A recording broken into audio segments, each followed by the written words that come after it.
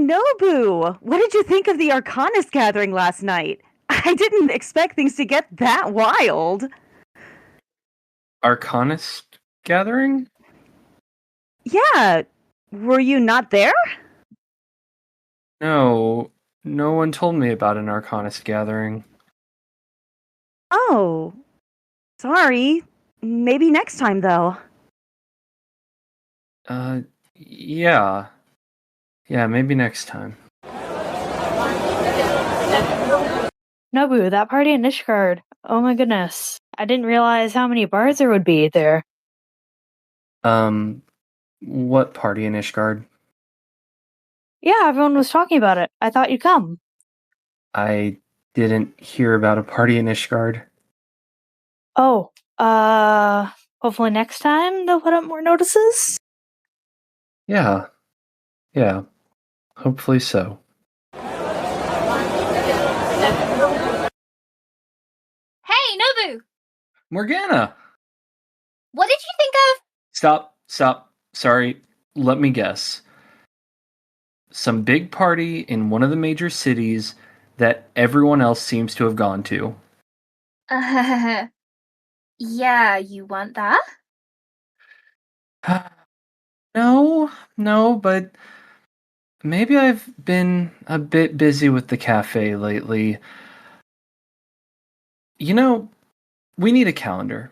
Really need a calendar. That way people know when these things are happening. Actually, I might have just the thing.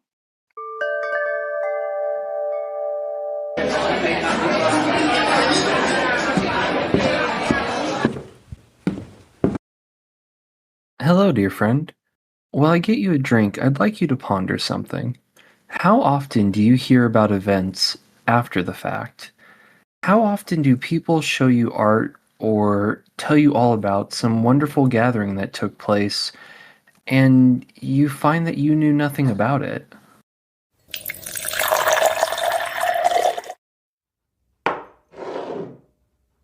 Oftentimes, I've heard several adventurers say that they want to do something fun, that they want to go to a party, a gathering, some type of event. Yet they don't seem to know the important details, such as when is it happening or where for that matter. So after finding several people in that admittedly awkward moment, I've decided to install a calendar here at the cafe. A calendar that I think every adventurer that comes by here can not only benefit from, but could freely add to as well. So whom better to invite than arguably one of the most famous calendar makers in all of Eorzea? Now, I admit I've seen their calendars many times before, but until I spoke with my dear friend Morgana, I had never gotten to meet the man behind them. So today he's coming by to tell us all about his wonderful event calendar. In fact, he should be here any moment now.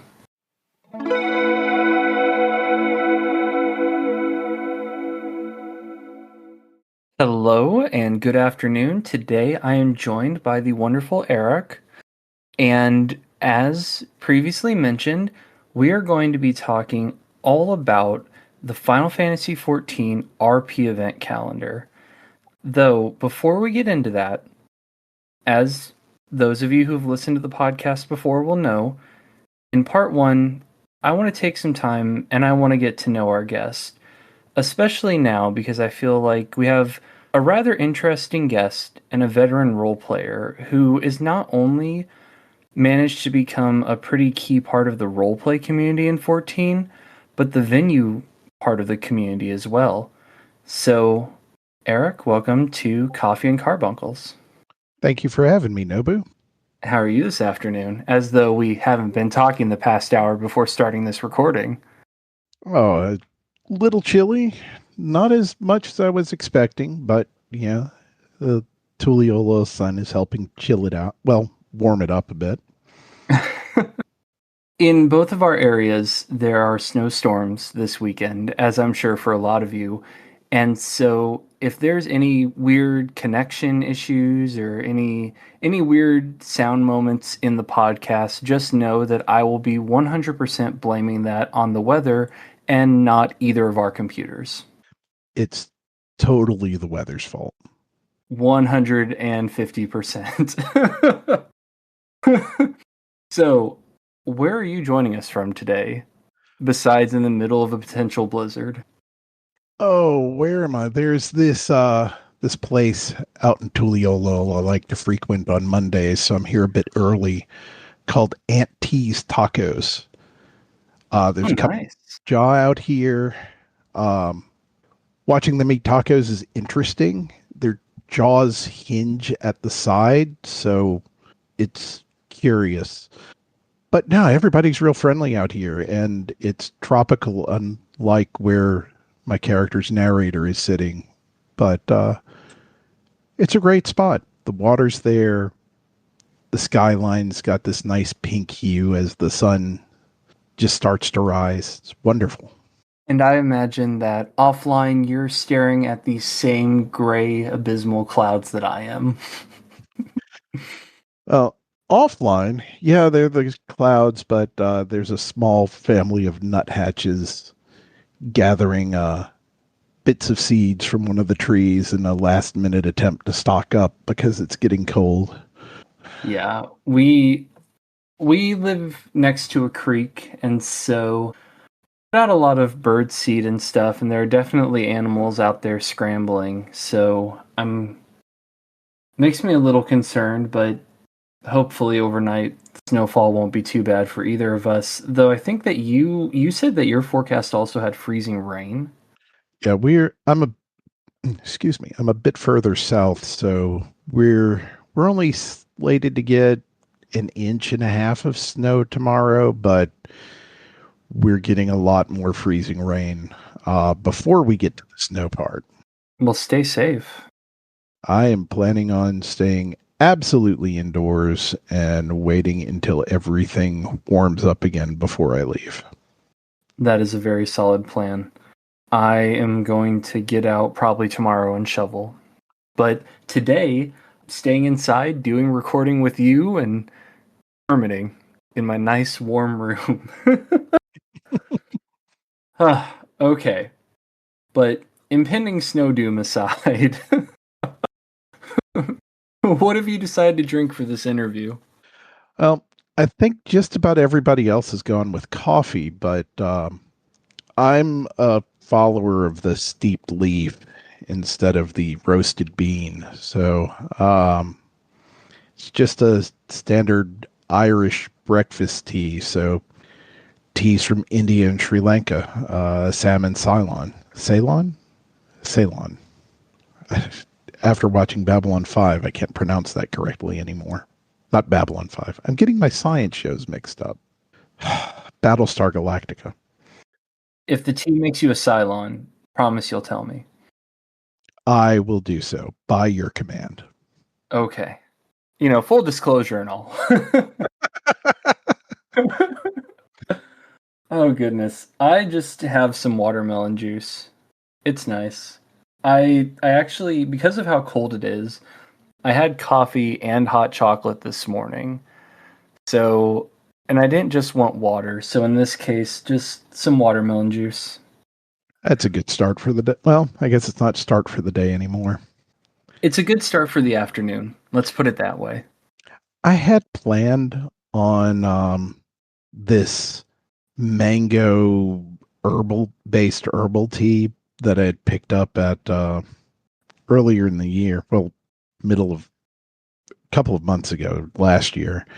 But unfortunately it went stale. I had run into some of the folks that used to make teas for the now gone Teavania and yeah, picked some up off of them. But unfortunately that didn't work out, so I'm stuck with an old standard. I mean, Irish breakfast tea is delicious, so I'm not gonna knock it.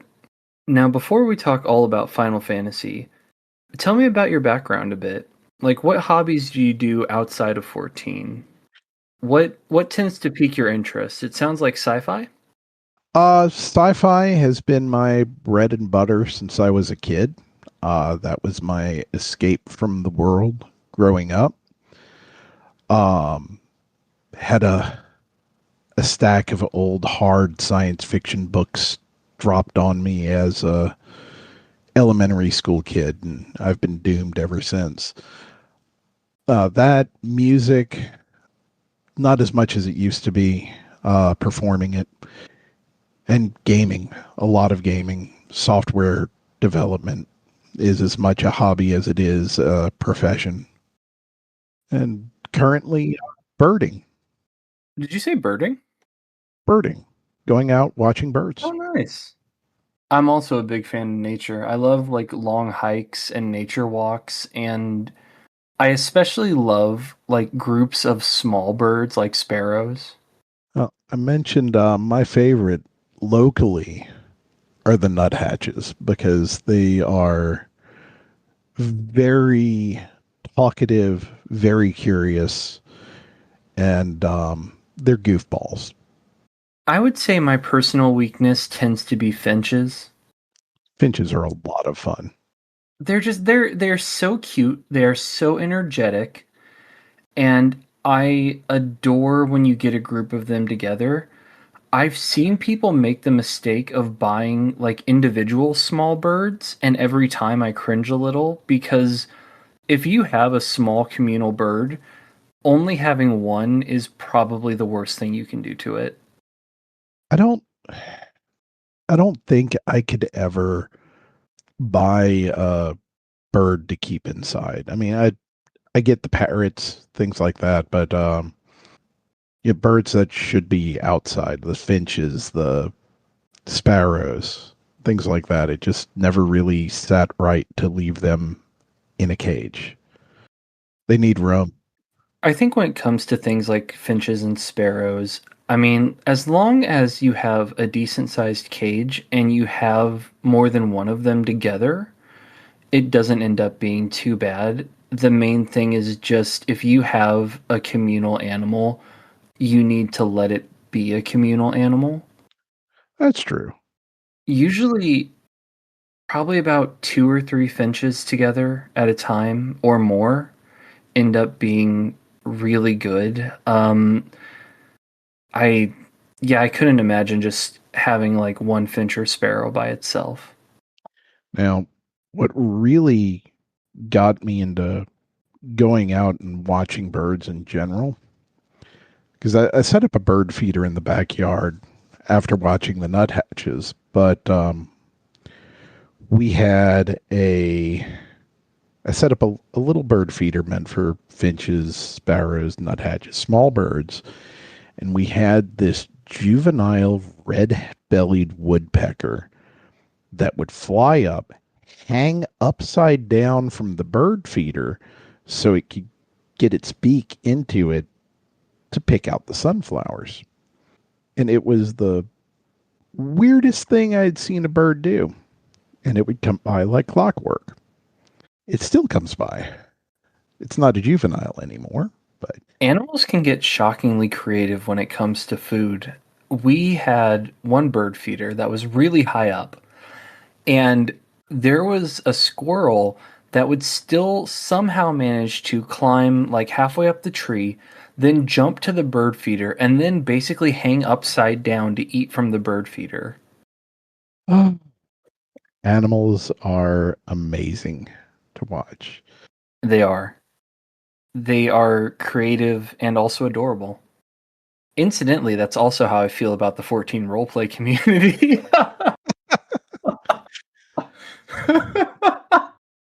Remind me after this, speaking of birds and the roleplay community, there's a link I have to share that might be worth including in the comments of a collection of vanilla glamours that a member of our community has made based off of the bird minions that are in game.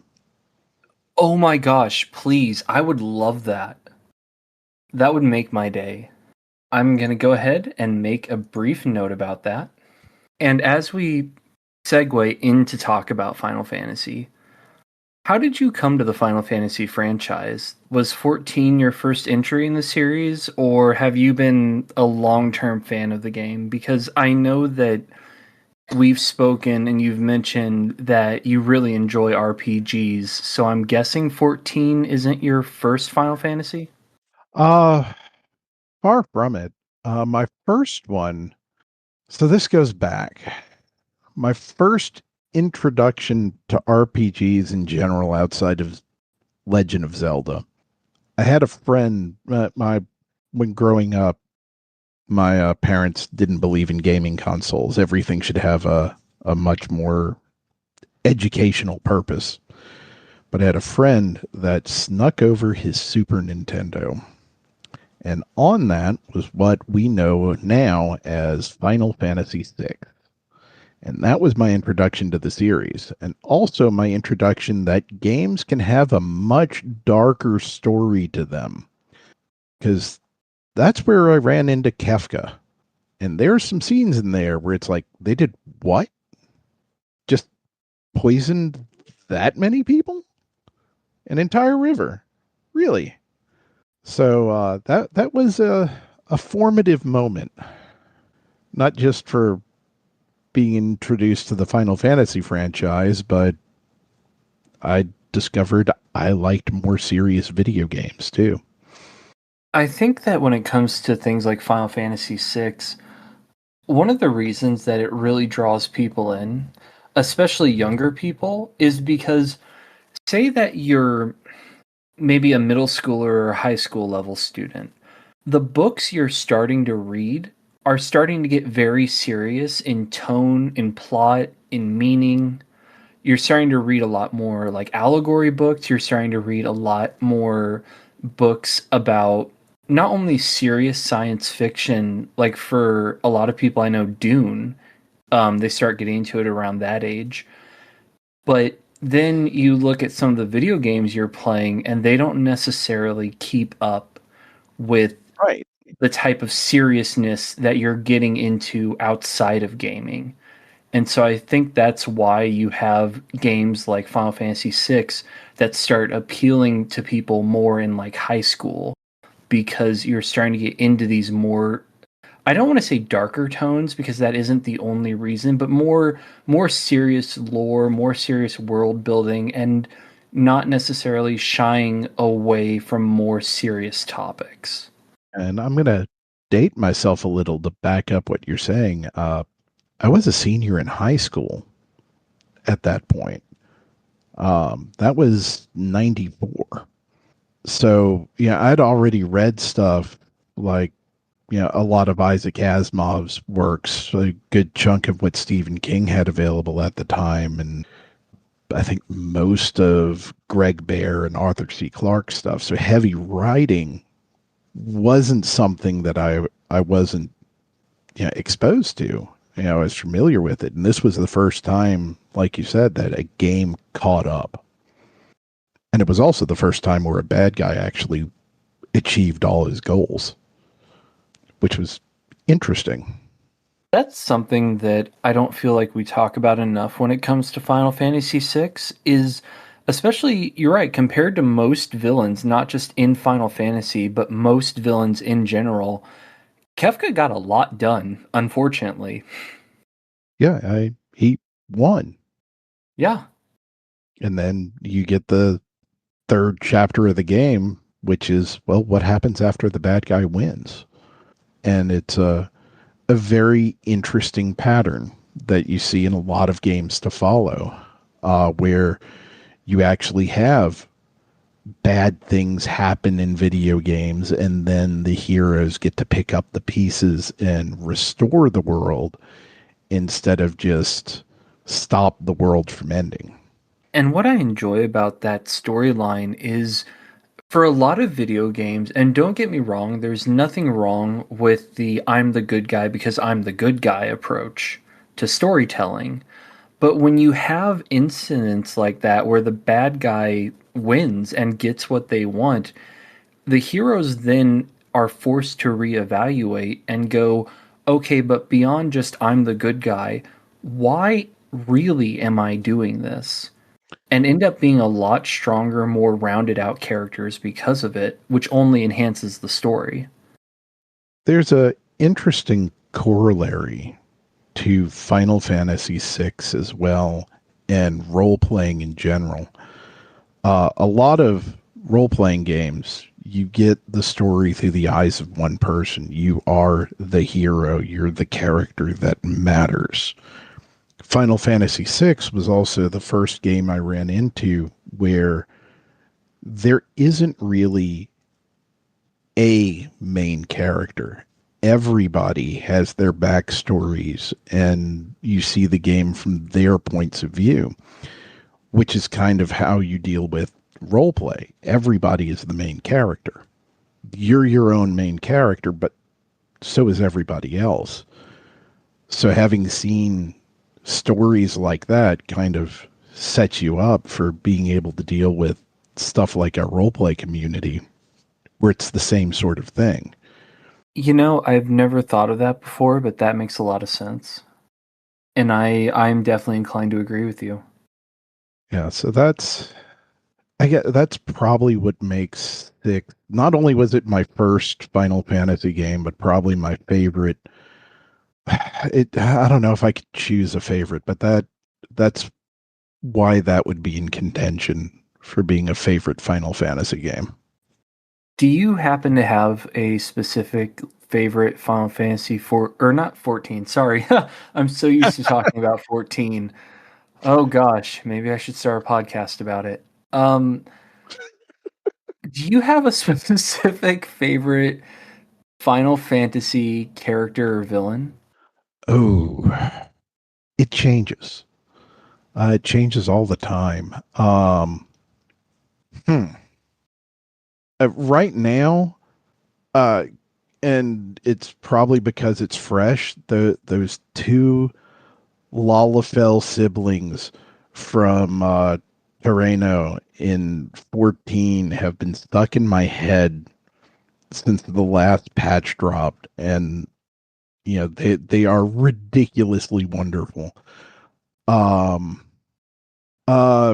Currently, I think beyond them, I'm gonna butcher his name. I know it.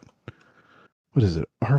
Arvel, the Scion the B Team Scion who was injured. I'm Yeah, do this. yeah. Yes, Arveld. He's now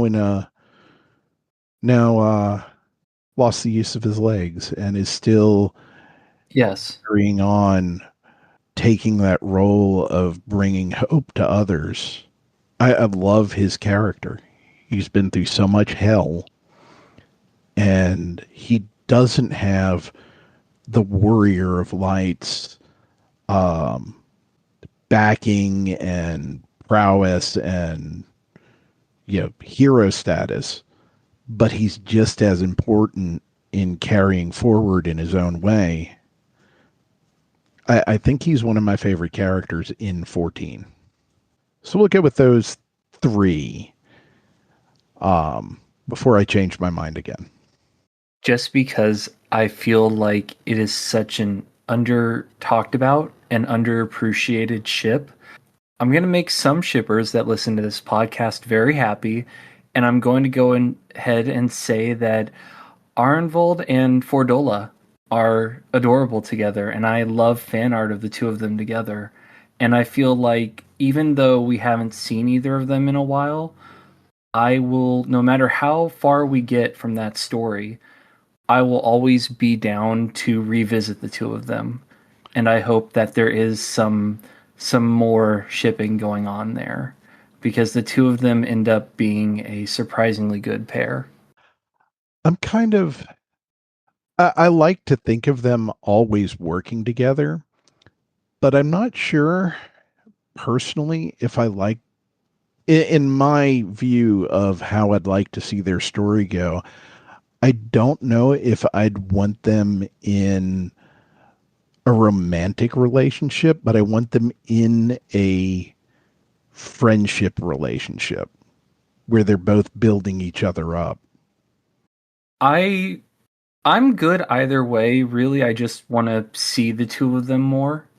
because I do feel like they are really good, well-developed characters, and I would really like if we spent more time with them. Frankly, I wouldn't mind a spin-off game around them.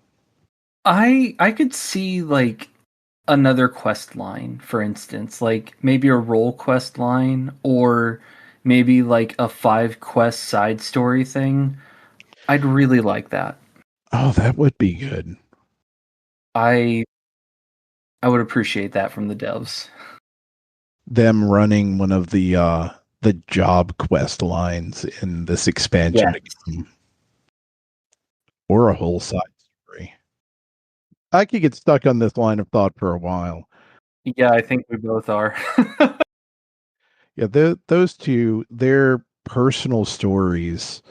The woman who fell and is trying to make her peace with her decisions, and her companion who's trying to let her know it's okay. Yes, you screwed up, but that's not the end. You know, you can salvage yourself. Yeah, even while he's broken from what he originally intended to do, is just such a compelling storyline. I agree, and it goes back to, this is what makes them both so dynamic characters, is they started out with pretty basic reasons for doing what they were doing, and then they've both had to reevaluate and be like, okay, but what do I do next? Why am I doing it? And what am I hoping to accomplish? And in terms of those listening to this episode for roleplay purposes, if you want to work on adding depth to your character, there are 2 really good examples of how to do it right there. And it kind of, I'm going to segue into another thing on writing. I think it was Jim Butcher mentioned, if you ever get too comfortable or get stuck with a character and need to develop it, and you can see it with both of these, one of the best ways to progress a character is to hurt them. And you can see it in both of theirs. You had the headstrong, if I get into this, we're going to go on this for a while. But you've got the headstrong rebel who's fighting for her country by working for the bad guys who lost everything in the process of that. And you've got, our other side who was fighting to liberate his people in a very different way, who lost his ability to fight. And I also feel like that's what helps with their dynamic, is you see people who are working towards very similar goals in completely different methods. It's awesome. It is. But we're going to move away from these 2 wonderful characters so that this entire episode, though an episode talking about the dynamic between 2 characters might be a good idea for like a Coffee and Carbuncles side episode. I should make a note of that. Anyway, so on topic of broader Final Fantasy XIV, now that we've discussed bits about it as well as Final Fantasy VI, what about your own journey? What brought you to Final Fantasy XIV? I guess I should ask, do you maybe have a quick, off the top of your head, timeline of like Final Fantasy VI to what Final Fantasies you played leading up to 14? So I skipped around a little bit.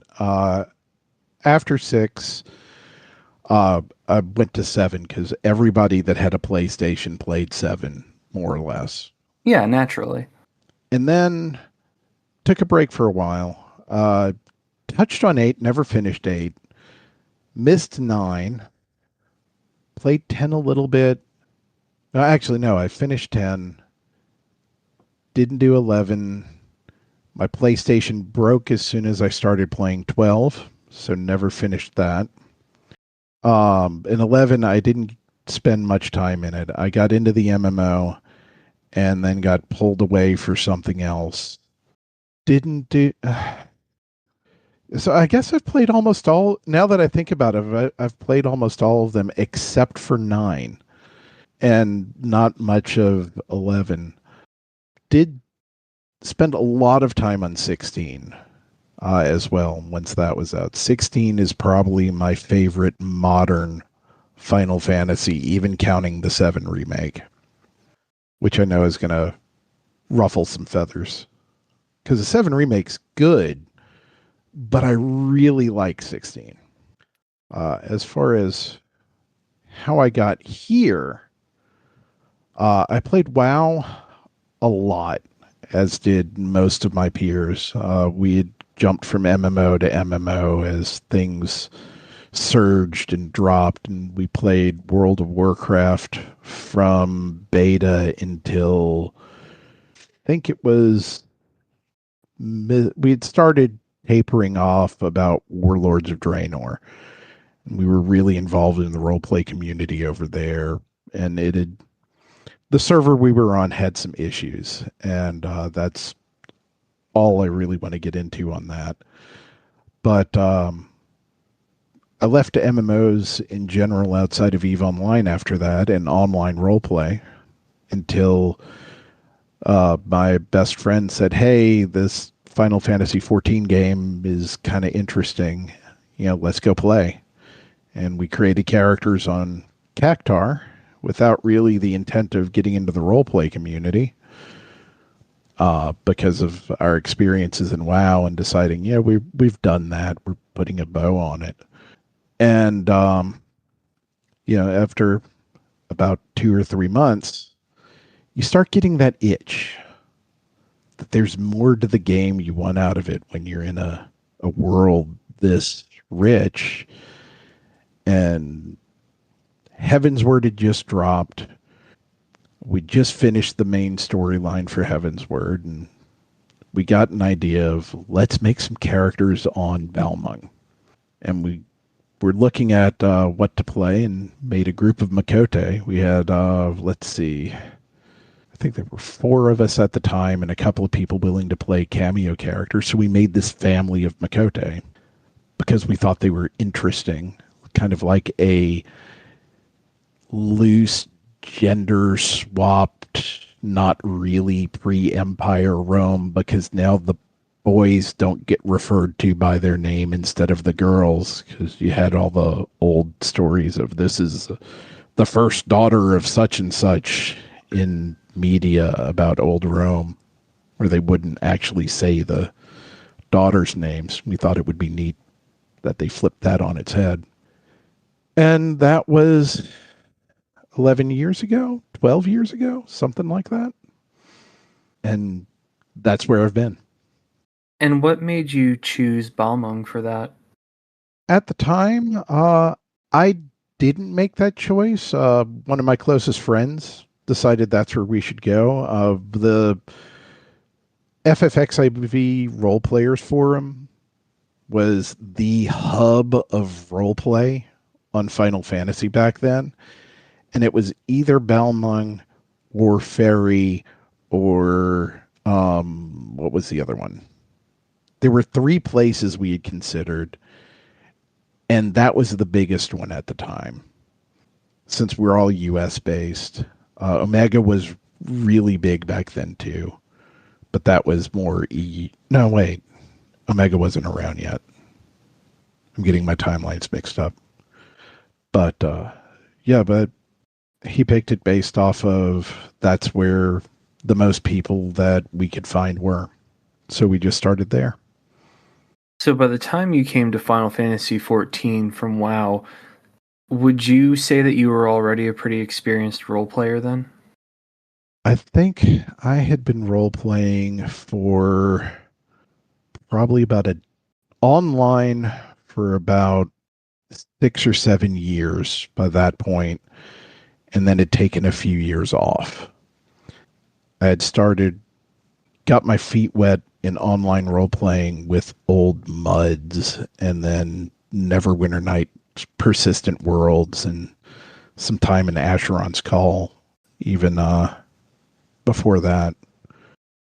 So do you remember then what you started role playing on Balmung, and it sounds like following that you've been role playing in 14, obviously for quite a while.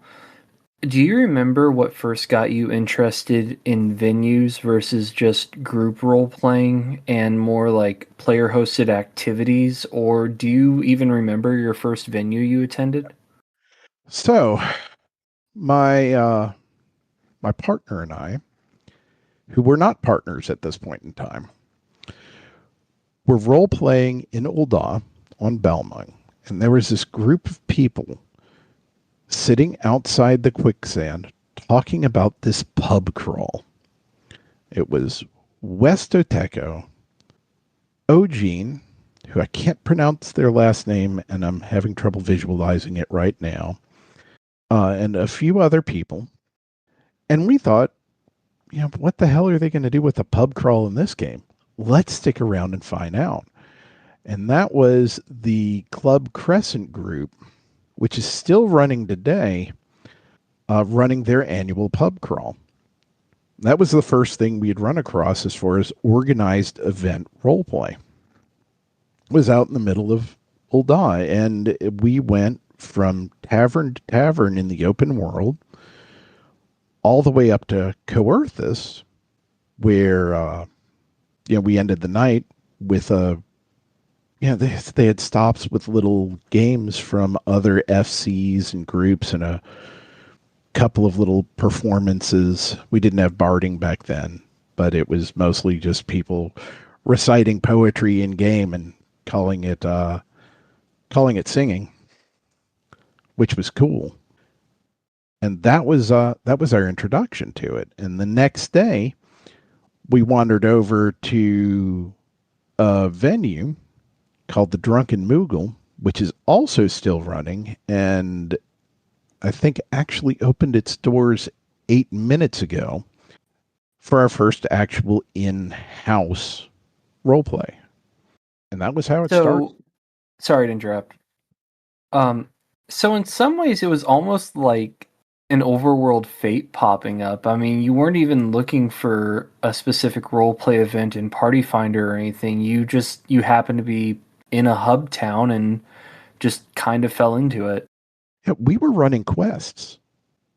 We weren't even looking for roleplay at the time. We just stumbled across it. I think I was level 16 or 17 at the time. I love how organic that is.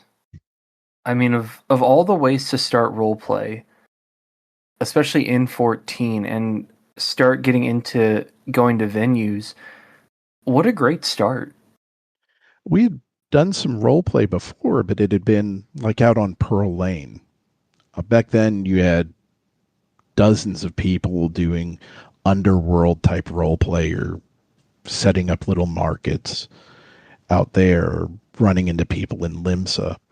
So there was open world roleplay going on a bit more on Balmung back then than there is now, even on Mateus. So we were involved in roleplay, but not going out to events or venues. And back then, events and venues were far more rare than they are now as well. We'll get into it later, but I definitely think that COVID played a very big part in that. Kind of. There's a couple of things, but like you said, stories for later. Now, like we've talked about, you are someone who has been playing 14 since A Realm Reborn. I mean, you've been not only playing 14, but role-playing in 14 for quite a while. And as we prepare for part 2 of this interview, I want to ask, we've had a lot of people, especially after the initial release of Dawn Trail, who have taken long breaks from 14 and come back, or are just now getting into the game, or left at, say, the end of Endwalker because they felt that their character's journey, and also in a lot of ways their own journey with 14, had ended, and now they're coming back. What would you say is the key to being consistent with 14? Like, what keeps you so engaged with the game, even outside of roleplay? So I think the key to keeping at something long term, and this is role play or anything else, is not to be consistent. I know it sounds like an oxymoron, uh, but you need to take breathers. You need to step away for a few minutes here and there, do something else, and come back at it with a fresh perspective. When Yoshi P has said, and it's something that a lot of people take in weird ways, that it's okay to take a break and step away from the game when you have trouble finding stuff to do with it. It does mean when you come back, you're refreshed. It's like writing a story or anything else where you get hung up on it and go, what do I do now?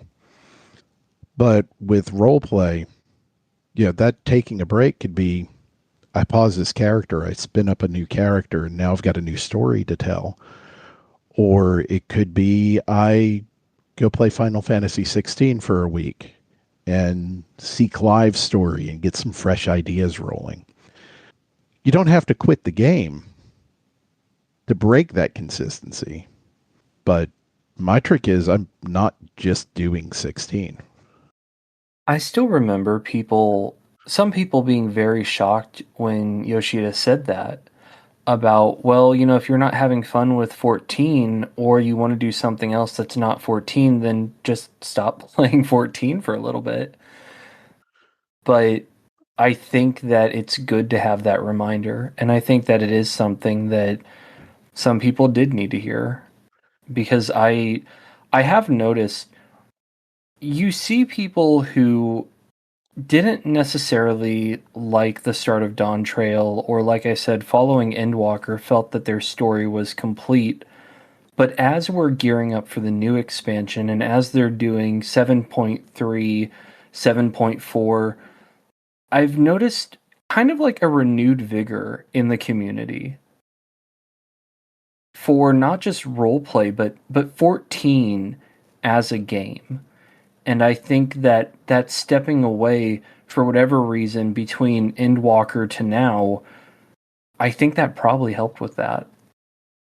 I think so too. And the longer you're in something, the more the mind starts looking at other things and going, maybe the grass really is greener over there. And sometimes you have to actually walk around the side of the fence and go, no, that grass is really just the same shade of green. It's just they mow it differently. And it helps.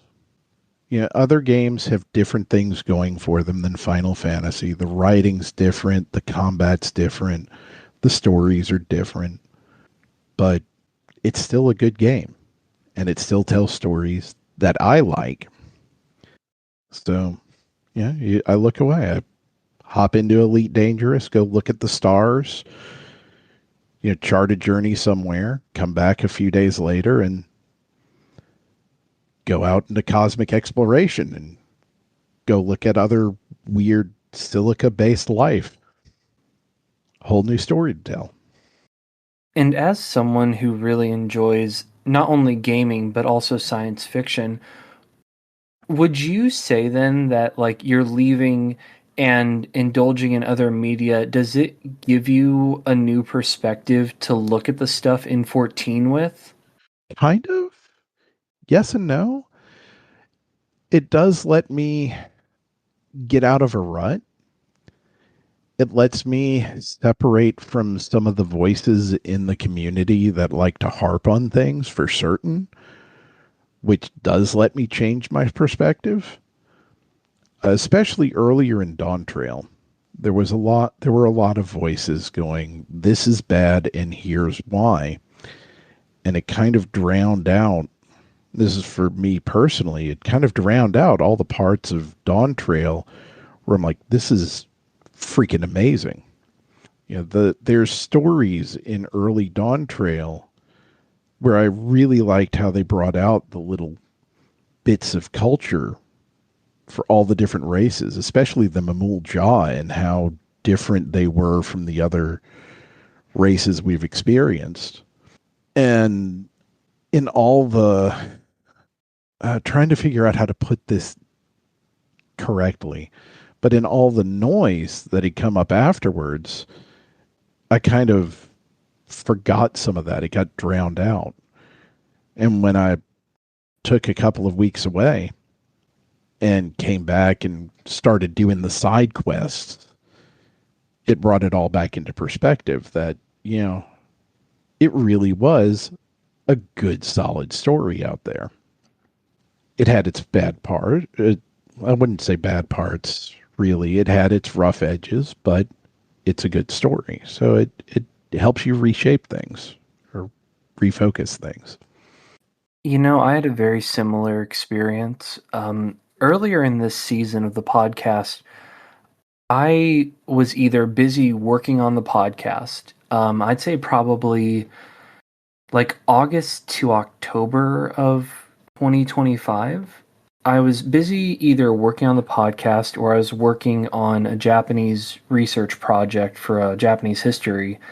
And I didn't really have as much time to play Final Fantasy XIV. At the time, I was also dealing with some illness in my family.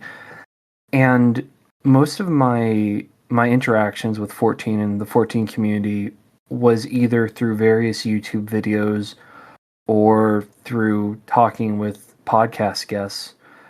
And there was a lot of media at the time that really started having a pretty negative view of Dawn Trail. Well, not starting, but had a negative view of Dawn Trail. And that was really starting to get to me. And I was like, man, maybe Dawn Trail isn't that good. And I was starting to reevaluate, my time in 14. And then I actually found time to play 14 again and actually sit down and get back into the game. And then I found that when I actually started playing 14 again, I was like, oh, right, I love this game. And so I do think that, yeah, there's definitely times where not only do you need to step away from something, but also you kind of need to step away from other people's takes on the thing to sort of redevelop your own. Very much so. Though, I mean, I do sort of get it. There are times where you're unhappy with the content that the devs have presented to you, or you've done so much of the content in 14 that you sort of go, well, what do I do now? What can I do now? What won't feel like, everything else I've done? And when those types of questions arise, the answer is usually roleplay and venues. There's something that some people forget with MMOs that we used to have to do a lot with old games in the past, and we do it a lot with non-MMOs. We are, in part, responsible for our own fun. I just saw this same question come up with another game, and I know this is a Final Fantasy XIV podcast, but it's a very similar thing. So if you don't mind, I'm going to switch gears a little bit, because there's an expedition in my other game that I play, Elite Dangerous, where there's a bunch of people going across the galaxy. You're just getting together and going. And somebody asked why. It's like, well, we wanted something to do. There's no gain from it. There's nothing we get out of going mechanically. But people just decided we're going to do something because we want to make our own fun. In 14, there's a lot of people doing that as well. Roleplay communities are great for it, but you also get stuff like the fishing community, the Fish Cord, which has its fishing derbies. There's so much to do that the community creates in the game that the game isn't handing us. There's the minimum eye level rating groups. if people want extra challenges for things. We can make our own fun that the game isn't handing us, and we don't need some mechanical reward to say, this is why you should do this. We've got our own agency on that end. The counter I would present to what you just said is that at the same time I hear people go, but I'm not aware of those. I don't know when that sort of stuff takes place, or how to join it, or how to get involved. And if you find yourself, dear listener, thinking that, then just know in about, 3 minutes, we are going to solve all of your problems. Because in part 2 of this interview, we are going to go on to today's subject, which is the Final Fantasy XIV RP Event Calendar.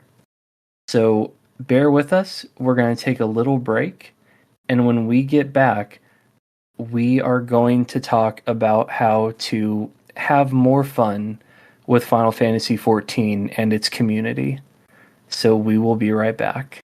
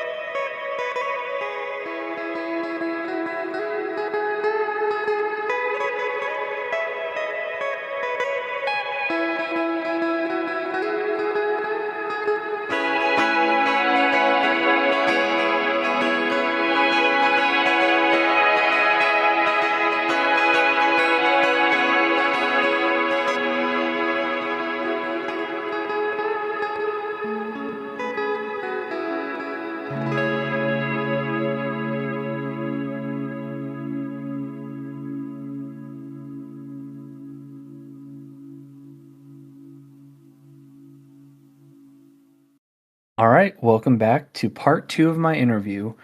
Now, in part 1, we talked a lot about Final Fantasy, as well as hinted at roleplay and venues, but for part 2, we are just going to dive right in.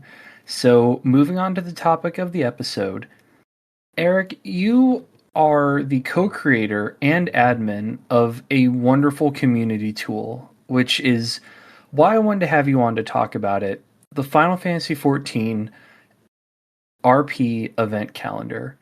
And for those of you who have not looked at it, I would recommend pausing the episode here and clicking the link in the show notes and just giving it a glance.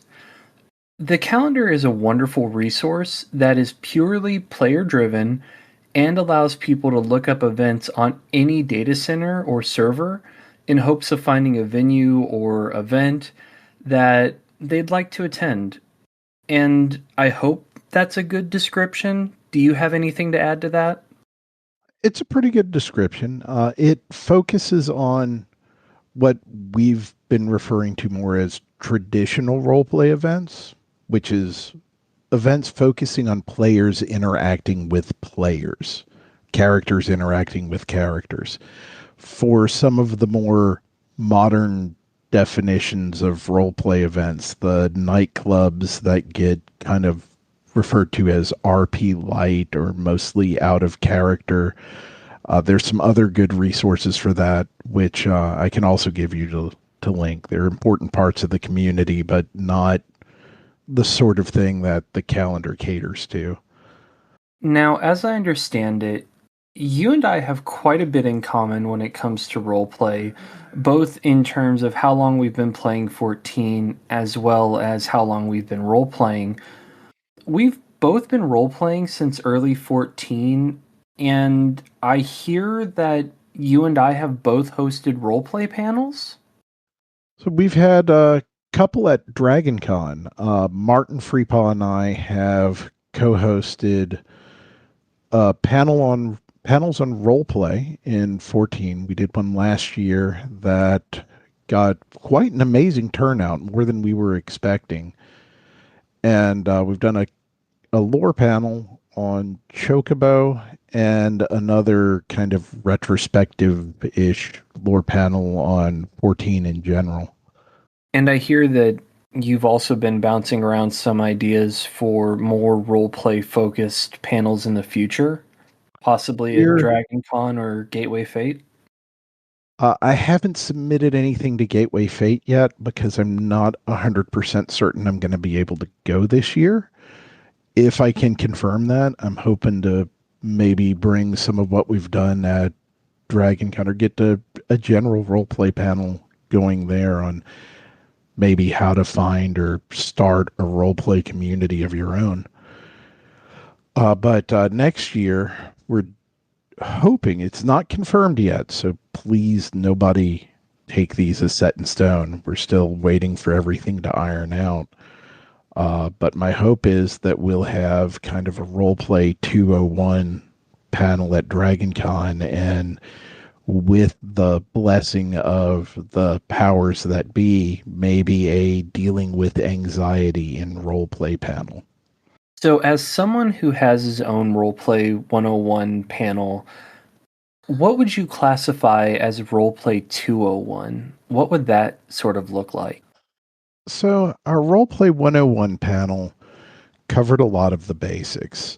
This is the things you need in a character before you get started, which is a lot less than what a lot of people think they need. You can get away with a very basic skeleton of a character and build it as you go.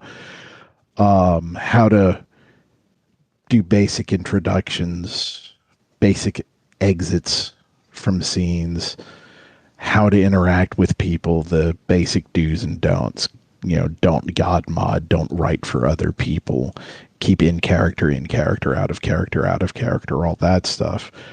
201, we were thinking of getting more into fleshing out your backstory, giving your character good hooks for other people to interact with. That sort of thing. How to write stories that allow others to interact with them instead of just, I'm showing up at a bar looking for role play. Hey, I'm me type things. One, I guess, piece of advice I'd give to you and anyone else making a roleplay panel, now that I'm thinking about it, I really wish that I had included this in my past 2 episodes focusing on how to roleplay.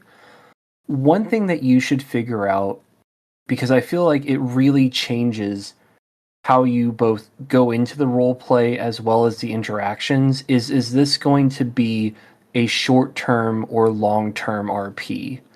And it's fine not knowing which one going into it, but now that I'm thinking about it, I really wish I could have put that bit of advice into my panels, because how I approach like RPing at, say, a club or something, or, just some pop-up venue, is definitely different than how I approach someone that I know we're going to have more episodic RPs. I'll admit I've never really thought about the distinction personally. I tend to look at every interaction with the character as something that has the potential to grow into a more recurring story, and hope sometimes that the hooks land, and a lot of times they don't. I tend to approach things a little different, where it's more like, if this does somehow spawn a long-term RP, I will be delighted.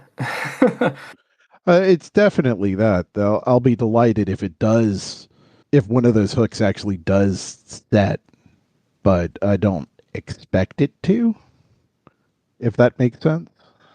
I think that's a very level-headed way to approach most roleplay in 14, quite frankly.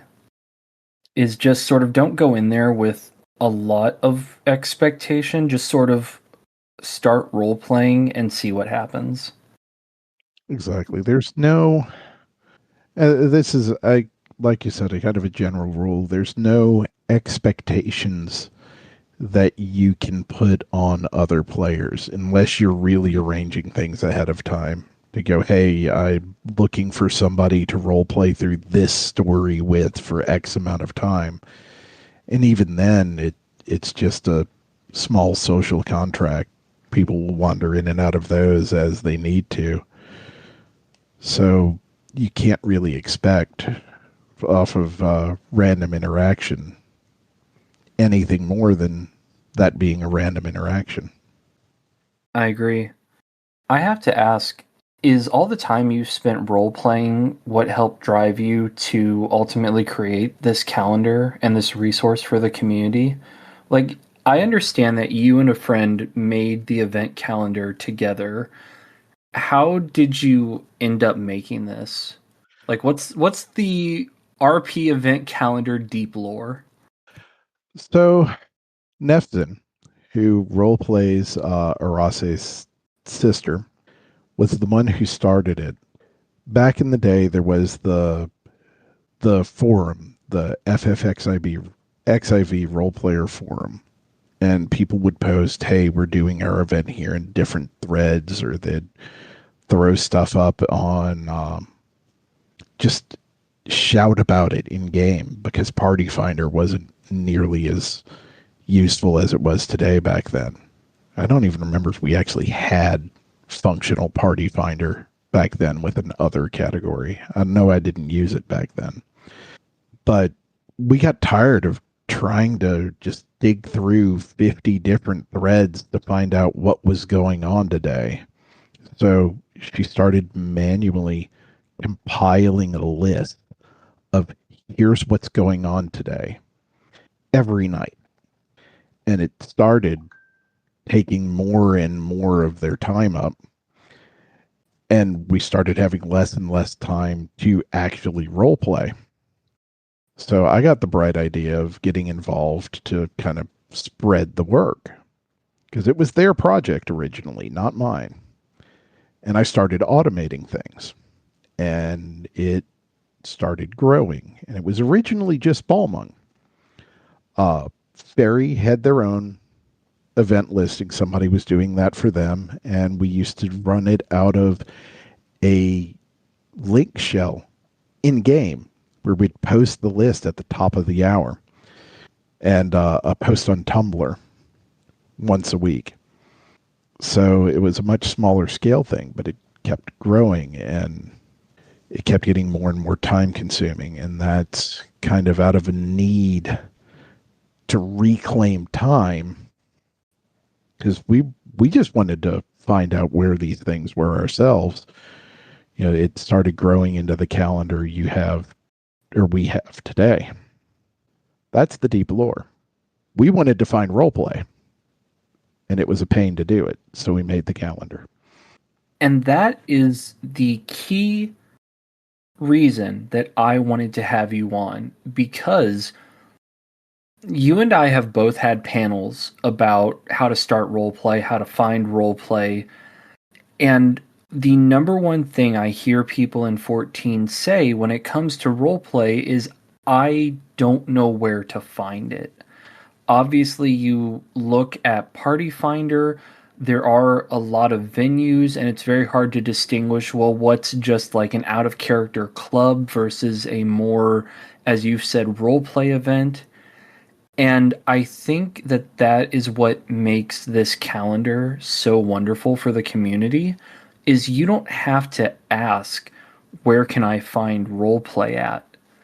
You literally can just pop your data center, or if you don't feel like traveling, just pop your server into the calendar, click go, and there you are. And I think that's awesome. It definitely serves a lot of need in that regard. I do worry at times, because I do see a lot of people, even today, going, "Hey, where do I find when stuff happens?" The fact that the calendar's been around for what years? Almost 11 years now, almost 12 years now. I suddenly feel old. And some of the other sites, like FFXIV Venues, has been around as long as it has, and people still ask a lot, where do I find the role play? Makes me wonder if there needs to be more done. We've taken the where do you find it out of the game. effectively. It's a useful tool, but those questions still get asked. The problem is I don't know what else you can do aside from politely pointing people at websites, as well as making sure that you have a good description up for your event in Party Finder. Beyond that, I mean, I don't really know what more someone could do. It's a conundrum. I don't really have a good answer myself. But the fact that the calendar is available and is a resource that people can use, I mean, I think that in and of itself is really neat. And I think that the more you point people at the calendar, the more they'll end up using it. I mean, I've obviously used the calendar for quite a while now, and I'm amazed at all of the listings, quite frankly. And it makes me wonder, is it difficult to manage all that? I mean, I want to ask if you get a lot of requests, but from what I've seen and what you've said, you definitely already do get a lot of requests. We do. There are, I want to say, on average, about a dozen or so, I think, in the last 6 months per week. Either changes or new things that come up. It's tapered off as Dawn Trail has gone on. It's starting to pick back up again now that we're getting into the later patches. Pre-expansion hype.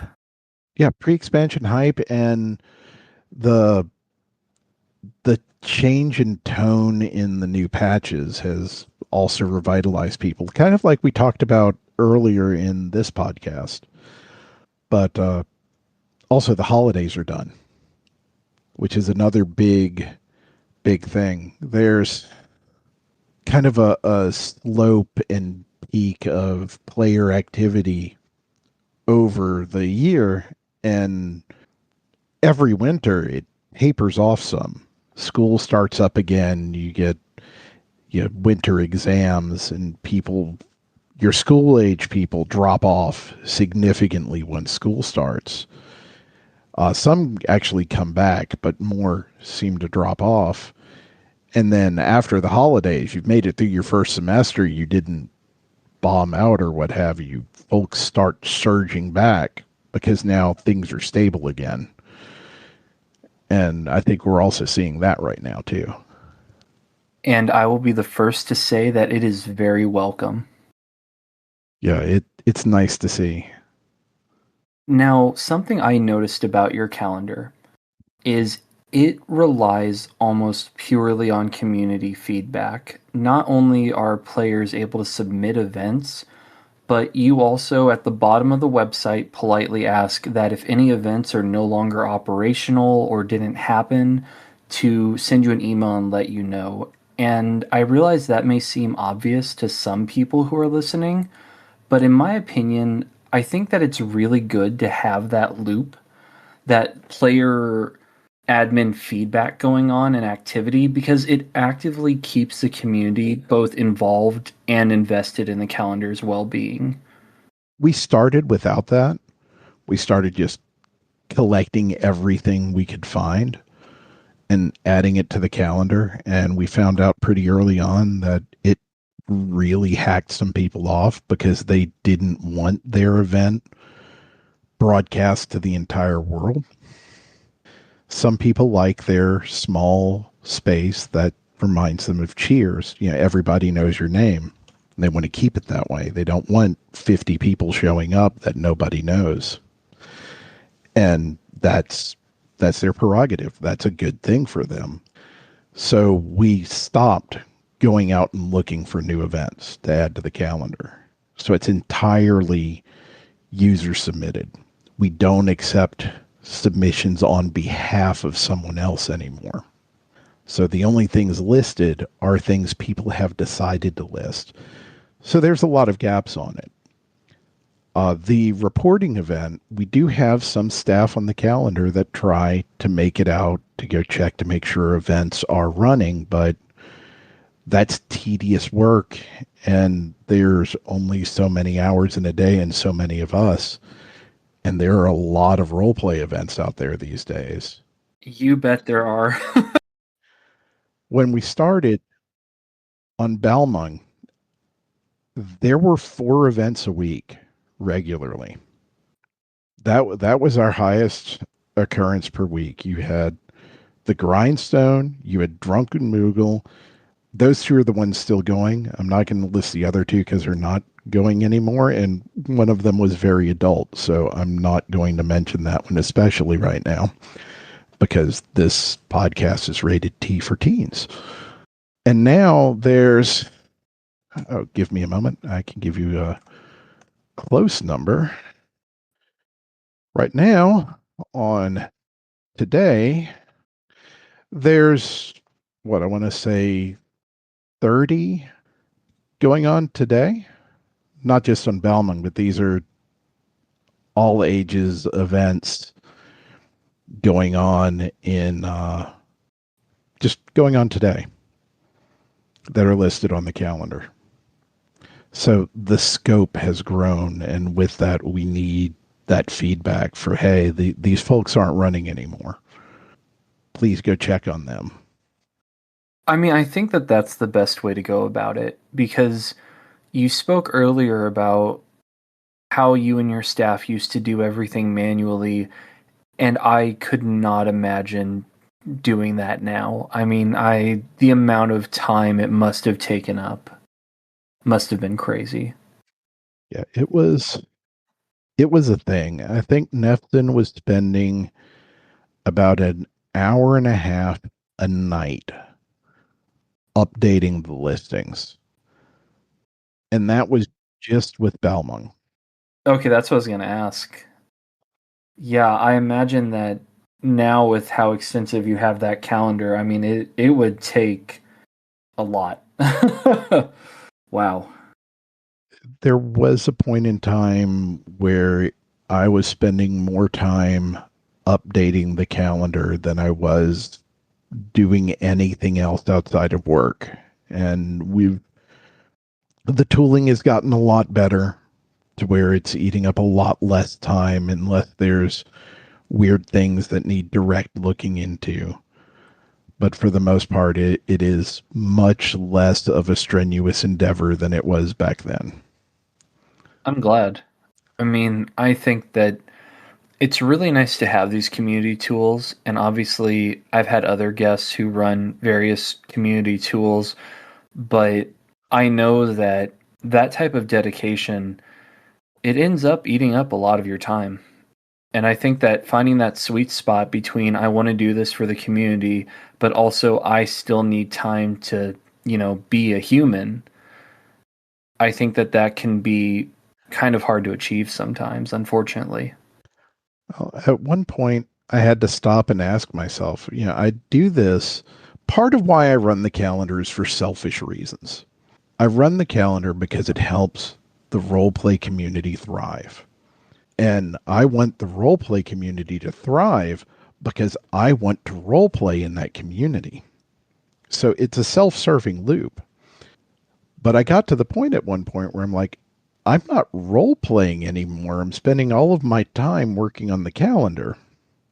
I need to spend some more time working on the calendar so I can spend less time working on the calendar so I can... Yeah. I've definitely been there with a project or two before. Let me ask you something about the calendar, though. Sure thing.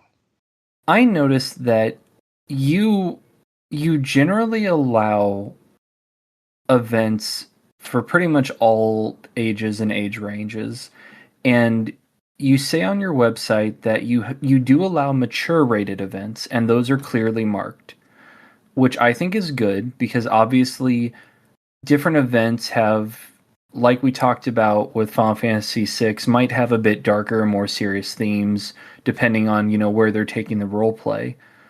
But I also noticed you do not allow what we're going to call adult rated events. And I'm kind of curious about what went into that decision. Oh boy. So a few things. One, The world is a very different place than when we started the calendar. There's a very important thing with the calendar and the way we've set it up. There is no age verification. We don't track anything about our users. I don't keep emails. I never see emails for any of the submissions. It's all goes through a one-way hash before it gets to me. So I just have a string of random characters that I can use to sometimes identify some of the submissions to weed out bad actors. But I couldn't even tell you who they were. So privacy being important there, it would be almost impossible for us to do age verification. There are children that have access to this because we're not doing anything to stop children from having access to this on a teen-rated game. The calendar isn't just the website either. It broadcasts to Discord. There's a Discord bot that is currently in 1,440 different Discord servers publishing events to those, which every time I say that, my mind breaks a little bit because that means there's 1,440 role play communities out there on Discord, which is mind blowing. So we can't do what we would need to do to prevent children from running across, let's say, a brothel in game. Not just like we have in Limsa, the missing member or the event with the puff puff type things, or a Samisten. Samistens are in game; those are fine, but give me 500,000 gil, and we will go ERP and behind the curtain for half an hour type places. Now there's legal concerns. I'm in the United States. It gets a little scary. So there was an incident. I can't talk about the incident, but there was an incident. And after that, we made a very regrettable decision to remove all adult-only events from the calendar and put up some very strict rules for what is and is not allowed in events due to specifically legal reasons that we can advertise. You can still do them in game. You can role play whatever you want. You can ERP, do whatever. That's between consenting parties, and whatever you do is brilliant as long as it's between consenting parties in the video game. I'm not judging what people do on their own. It's just I can't risk putting it on a system that I know 13-year-olds are going to look at. And I think that that's a very responsible way to go about it, because I feel the same way. I mean, I don't judge people for what they role play, but I definitely would not want any minors involved with that. It's a very small list of things that are explicitly forbidden. So I hope it's caused a little drama here and there. There are some other calendar services that are not in the same boat that the roleplay event calendar is, and I am more than happy to direct groups that I can't list to those. So it all kind of works out. Yeah, I've seen a few event organizing websites that cater more towards what we would consider mature to adult style venues and events. But obviously that isn't what we're going to be focusing on here. Yeah, I mean, it's kind of difficult to talk about. One, because of the the age rating I try to keep this podcast at, but also the fact that roleplay, just like any type of storytelling, takes on all different types of themes and all different types of storylines. And some of those storylines can, depending on, what you're trying to get across, be rated something a little bit more than teen, let's put it that way. Oh, definitely. And you'll never hear me say that those don't have their place in the roleplay community. I'm not one of those people that's like, if it's a mature or above roleplay, why are you doing that in 14? But I do definitely think that we need to take some considerations about who may stumble upon those roleplays and how publicly or privately those are carried out. It's important to know your audience. With all things, know your audience and respect your audience. If your audience is cool with the stories you're telling, then by all means, tell your stories. If your audience doesn't want to deal with the stories you're telling, you've got the wrong audience. Find other people to tell your stories with. And if the stories you're hearing are not the stories you want to deal with, find other people to listen to their stories. It's a mutual thing. But everybody's got a role to play in that. One solution I've found that the roleplay community is doing that I think is pretty solid is basically keeping anything below adult roleplay, allowing that to happen in 14 and having that at venues, events, etc. But for certain types of mature roleplay and adult role-playing, having that be on Discord and taking advantage of Discord's age verification to allow people to join or not join the Discord group. And I think that that is a very solid way to go about that. That's a really good idea. I don't engage in a lot of that because I have kids in the house that will walk into my study at any point in time. So I tend to opt out of that. But that's a really good use of it. And then Discord can assume the risk if anything goes sideways. Not only that, but for a lot of those Discords, they also, out of necessity, really tend to have a very thorough mod team backing up the entire process and backing up the Discord, which, I mean, good on them.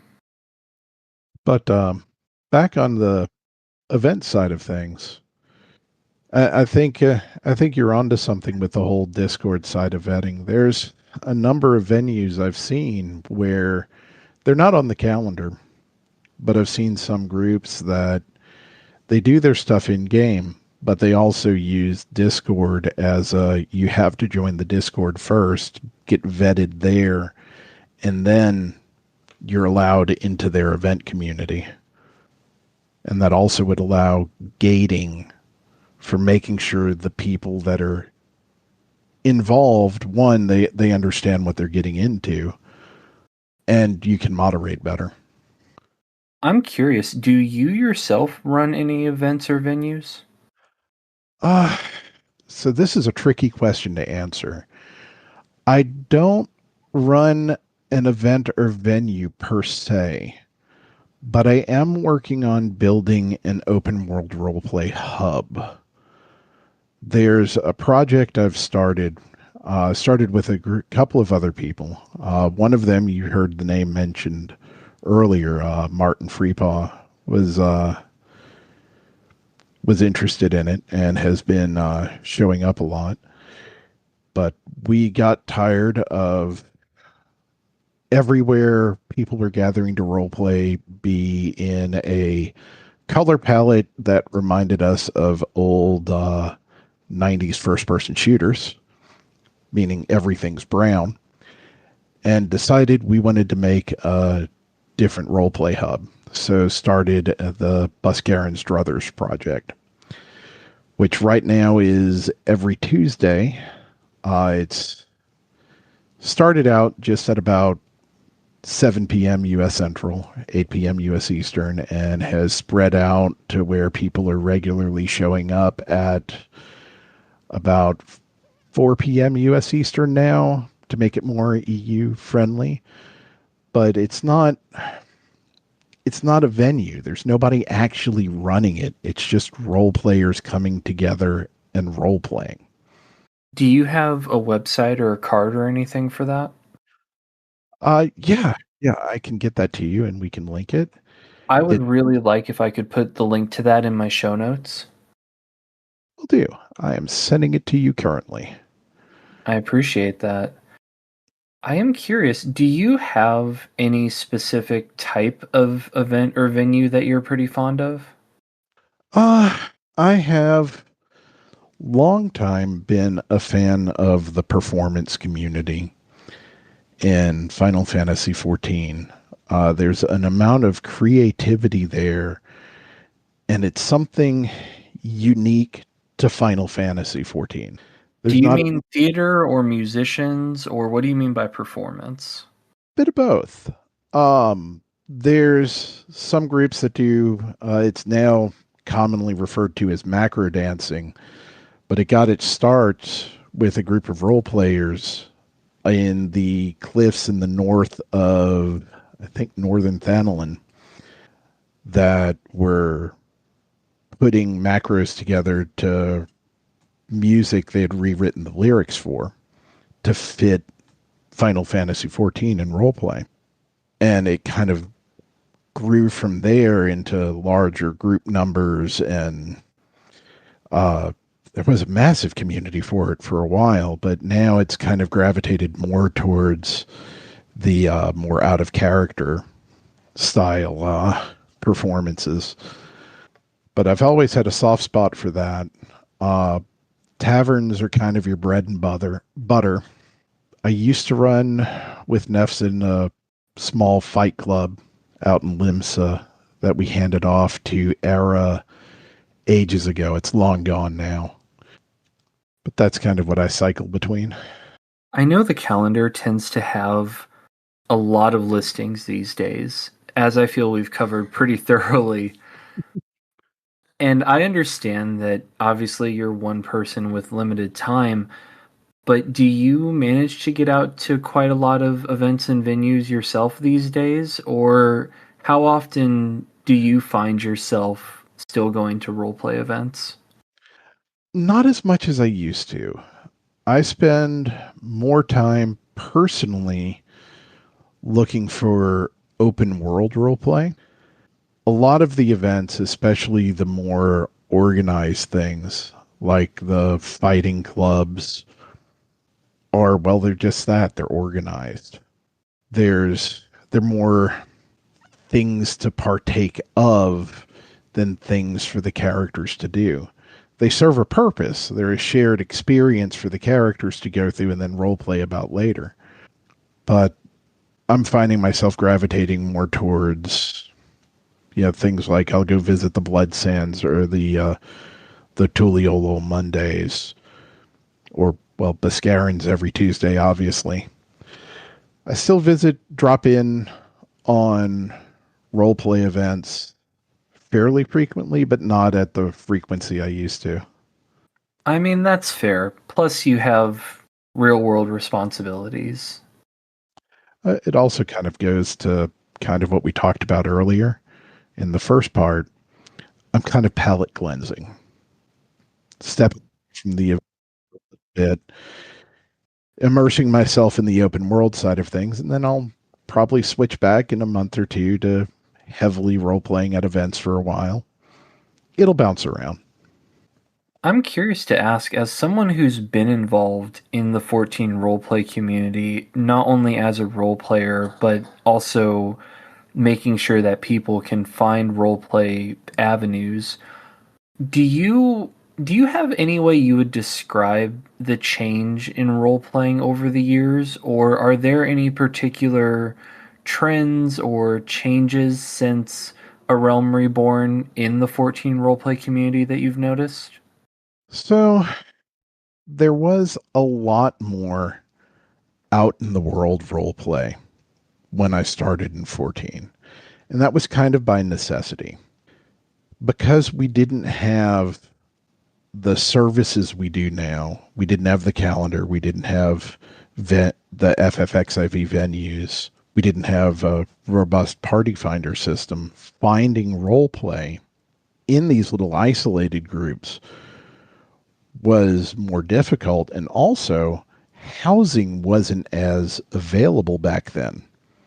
We had a quarter of the wards we have now, and only the first 3 housing areas, and most of us were all piled into one server. We didn't have world visit, so by necessity we were all in the open world a lot more.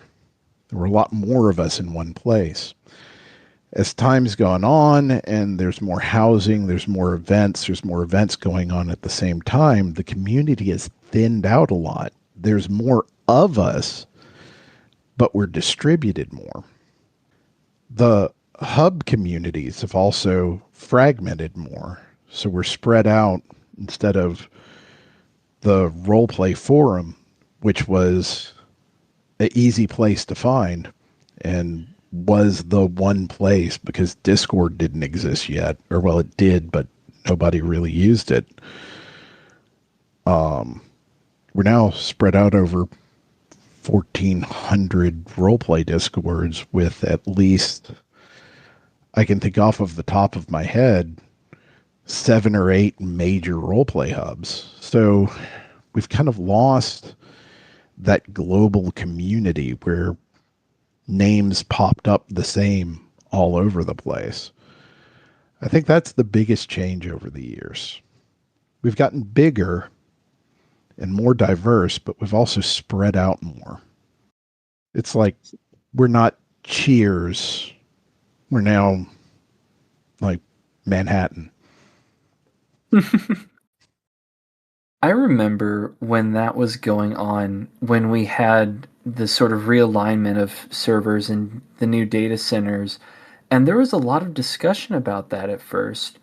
But now that some time has passed, in a lot of ways, I'm kind of glad for it, because while it's nice to have roleplay centered on 1 to 3 particular servers, that way, if you're looking for roleplay, you know pretty much which server to go to.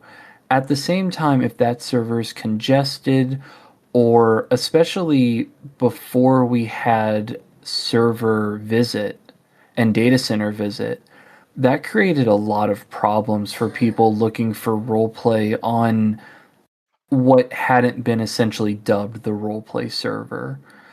And so I kind of like that now every server has roleplay on it if you know where to look for it. Even the servers that people are like, oh no, that's more of a rating server, or oh no, that's more of like a general server. I kind of like being able to pop into different servers and look at Party Finder or look at the calendar and see that bigger dispersal of roleplay going on in the community. I think overall, the community is far healthier now for that than it was back then. My character wears rose-colored glasses, and it's a reminder that I look at things with rose-colored glasses all the time. And this is one of those things. I remember those days 11 years ago because I remember the good times. It's editing out the fact that back then when something happened into the community, it devastated the community for a while and everything went sideways. Where here, some drama happens and 90% of the community is like, who? And life continues. So, yeah, I think, and like you said, it's easier to get into. You don't have to wait till 3 a.m. for Balmung to not be congested to server transfer your adults into Balmung and hope you got lucky. You can just create a character anywhere. Go find roleplay, anywhere.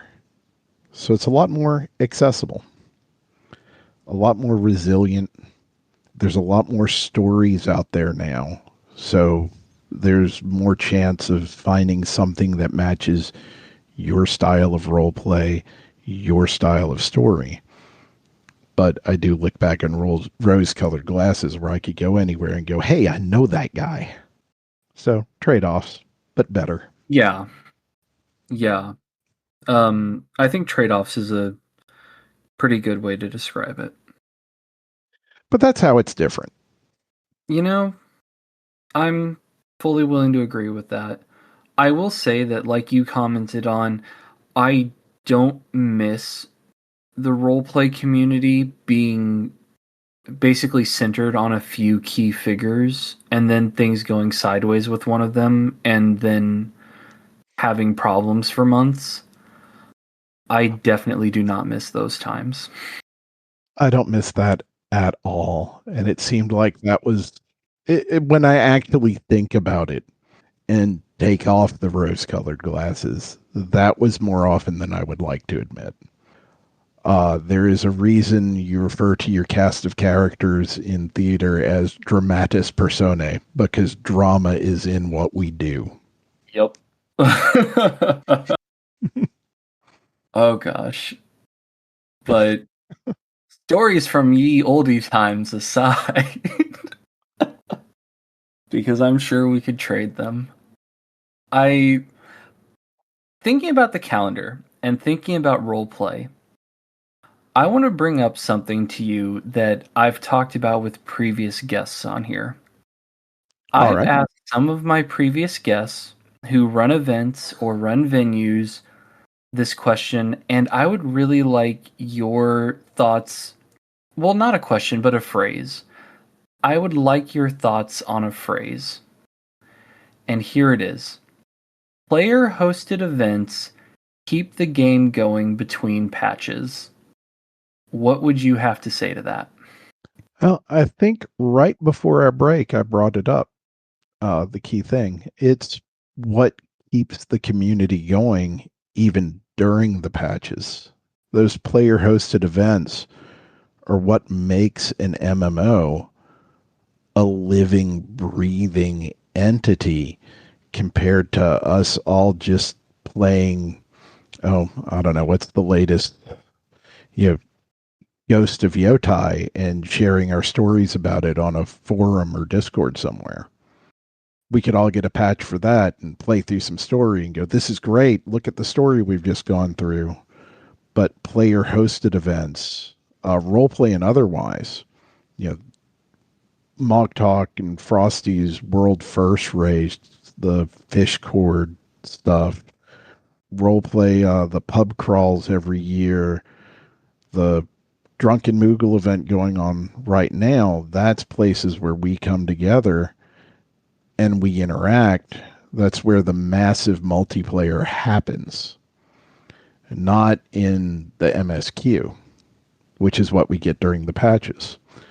And we might get a few of our friends together and go do Savage raiding with 8 people, our Warrior of Light and their 8 convenient friends that happen to be fishing in the same place the big bad is. But, that story and that sort of gameplay you can get in so many other places without it being multiplayer, massively multiplayer. So that's my thoughts on it. Yeah, I mean that's a very good way to look at that. I think some people like to think that the roleplay community is unique in that, and the roleplay community keeps the servers afloat between patches. And I think we do a lot of work for it. We do a lot of events, probably more than a lot of other groups, but there are other non-roleplay communities out there that put in work too. We have a lot of big event communities, though, in the roleplay. And they are absolutely brilliant. I would list some, but I would forget some, and I don't want to alienate people. Yeah, I'm like, I can't think of all of them offhand and not eat up the rest of our time. Well, fortunately, there are some people who are looking for those events, and if people are looking for cool events, I know this website that has them all, well, not all of them, but a lot of them nicely organized that they can go look at in the show notes. Fair enough. Well, as we begin wrapping up the interview, I want to ask, are there any features to aid in venues or event role playing that you'd like to see added to the game or that you can think of off the top of your head? Oh, there's a couple. The biggest thing that I think they could do easily would be to make an interface for the community finder in the game itself. One of the big accessibility things is you don't want people to leave what they're doing to find things. Keep them in the game, keep their focus in the game. Otherwise it breaks immersion. The other thing would be to put a calendar in the game you can associate with link shells, cross-world link shells, or free companies. Let your free company put something in the game to say, hey, we're going to this role play event on Saturday at 5:00. Flag up if you're interested. And that could be of use not just for role play, but for groups putting a static together. Let us know if you could raid Tuesday at 8:00. I think those would be the two biggest things I'd ask for. If I can sneak in a third, it would be a role play category in Party Finder instead of just being stuck in other. Interestingly, the companion app that you can get on your phone for 14 actually does have both calendar and event scheduling.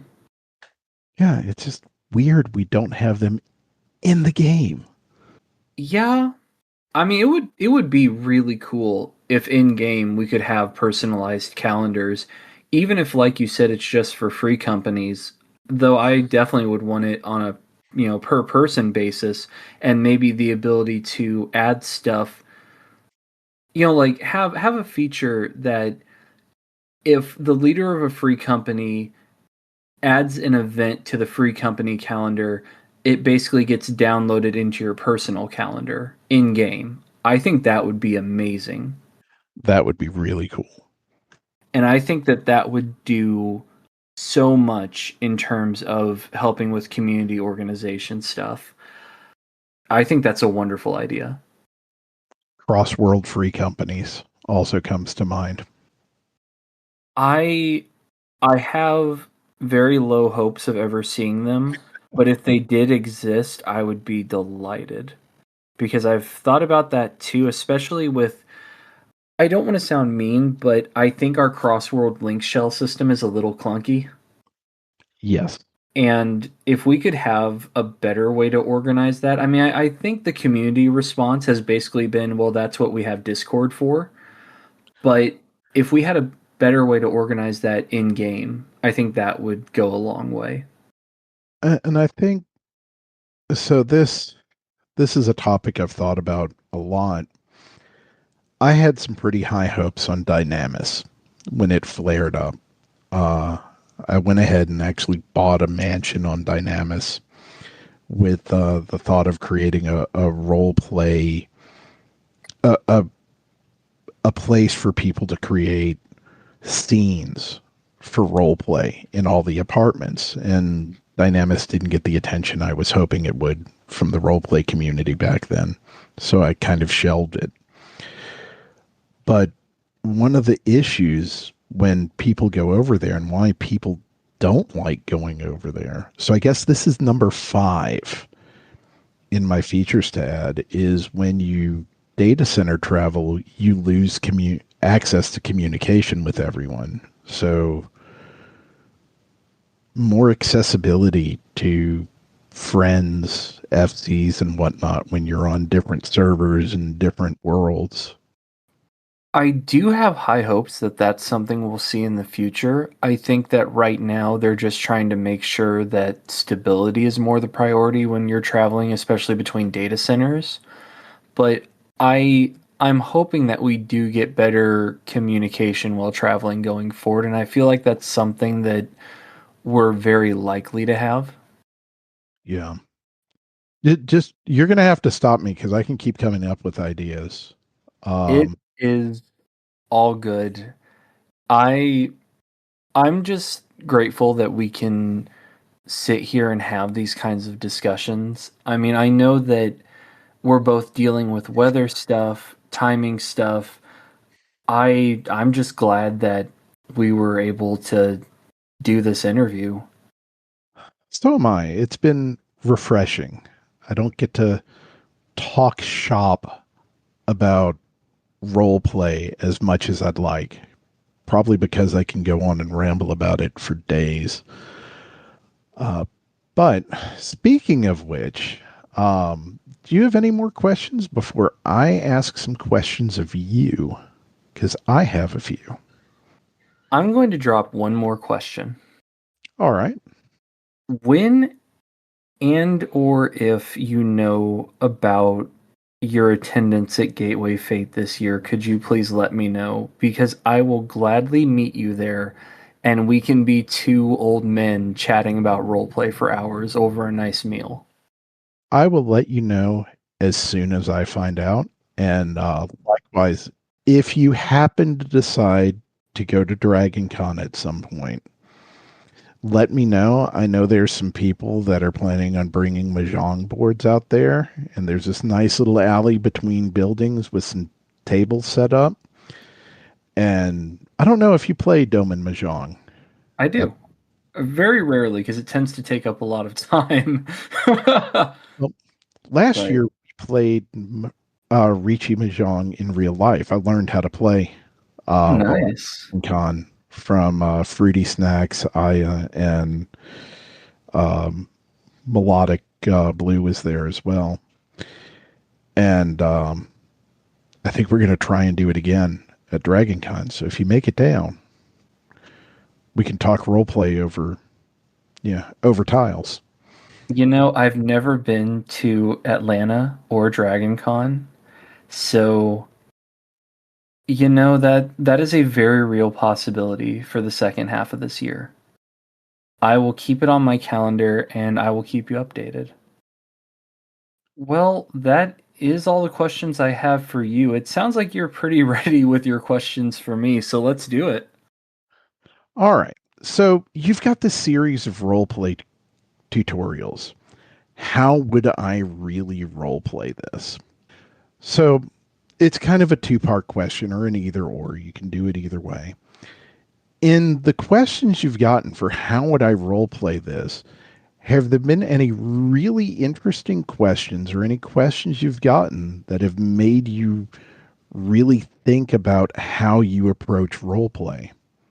I think that the most time-consuming question that I really had to give a lot of thought about, well, how do we roleplay this? How do we pull this off well? Is actually the distinction between living and non-living minions. Because there's sort of this natural inclination to treat minions like fashion accessories, which in a lot of ways, if you're not actively role-playing with them, they are basically fashion accessories. But when you're actually trying to include your minions in roleplay, then I think that there's a lot of things that you can consider that until I really sat down and thought about it, I guess I didn't ever really think about everything you can do with a minion. All the ways that, for instance, you can say what your character is doing, but also be like, and this is what my minion's doing. Because I think that a lot of times, especially as a summoner main, if I roleplay, I'm thinking about what is my character doing, but also what is their carbuncle doing. But I realized that you can definitely apply that same logic to minions as you can for pets. And that can actually make not only the minions more interesting, but also make roleplay in general have more detail to it. And along the same vein, if you end up summoning a living mount, and not just your company chocobo, which a lot of people I feel are naturally attached to because you don't really have a storyline for a lot of the other mounts in game, except maybe some of the holiday ones.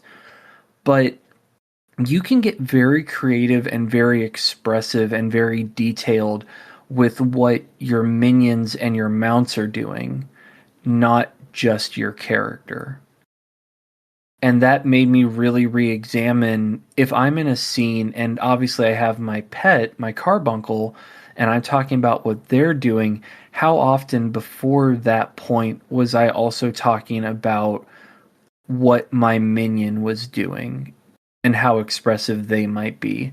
So that was an interesting change in my consideration for role-playing.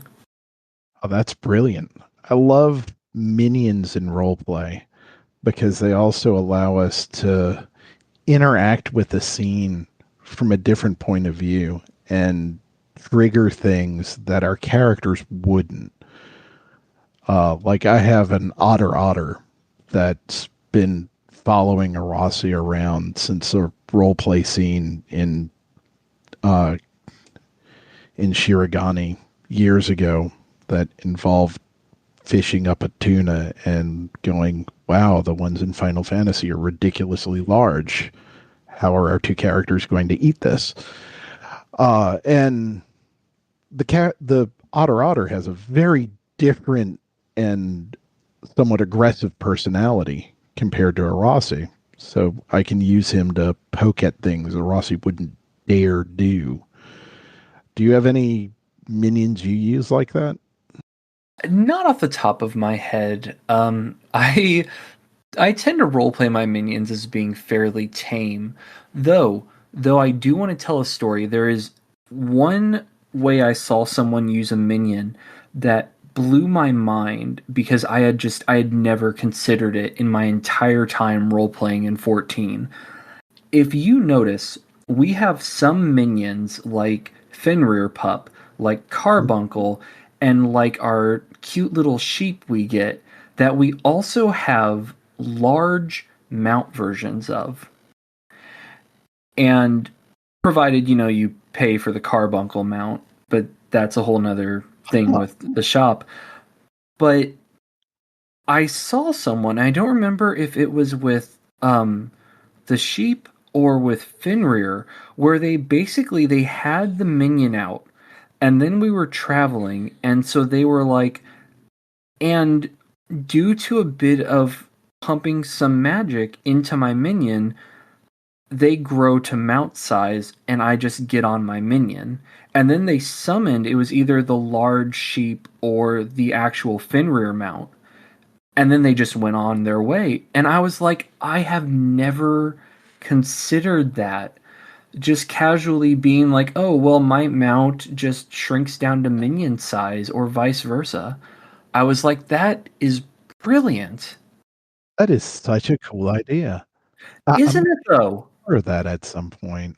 One of the alts, I've got a small collection of them that I use when I go to check on events because I don't like bringing Arase there because he gets recognized.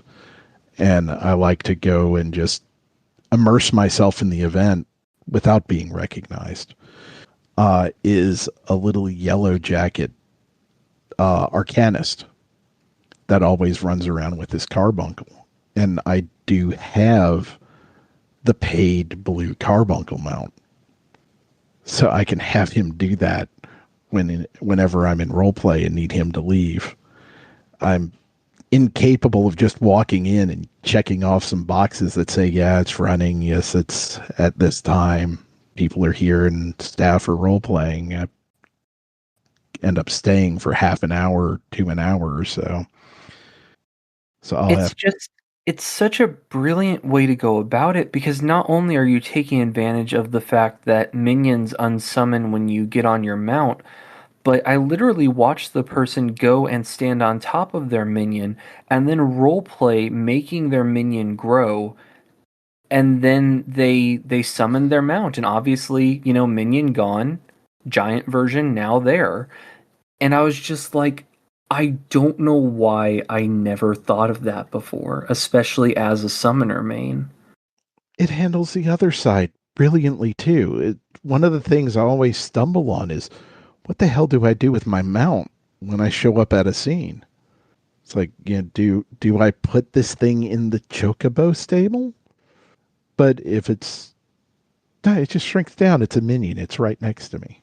It just nicely handles that. That's such a brilliant idea, and I've never thought of it.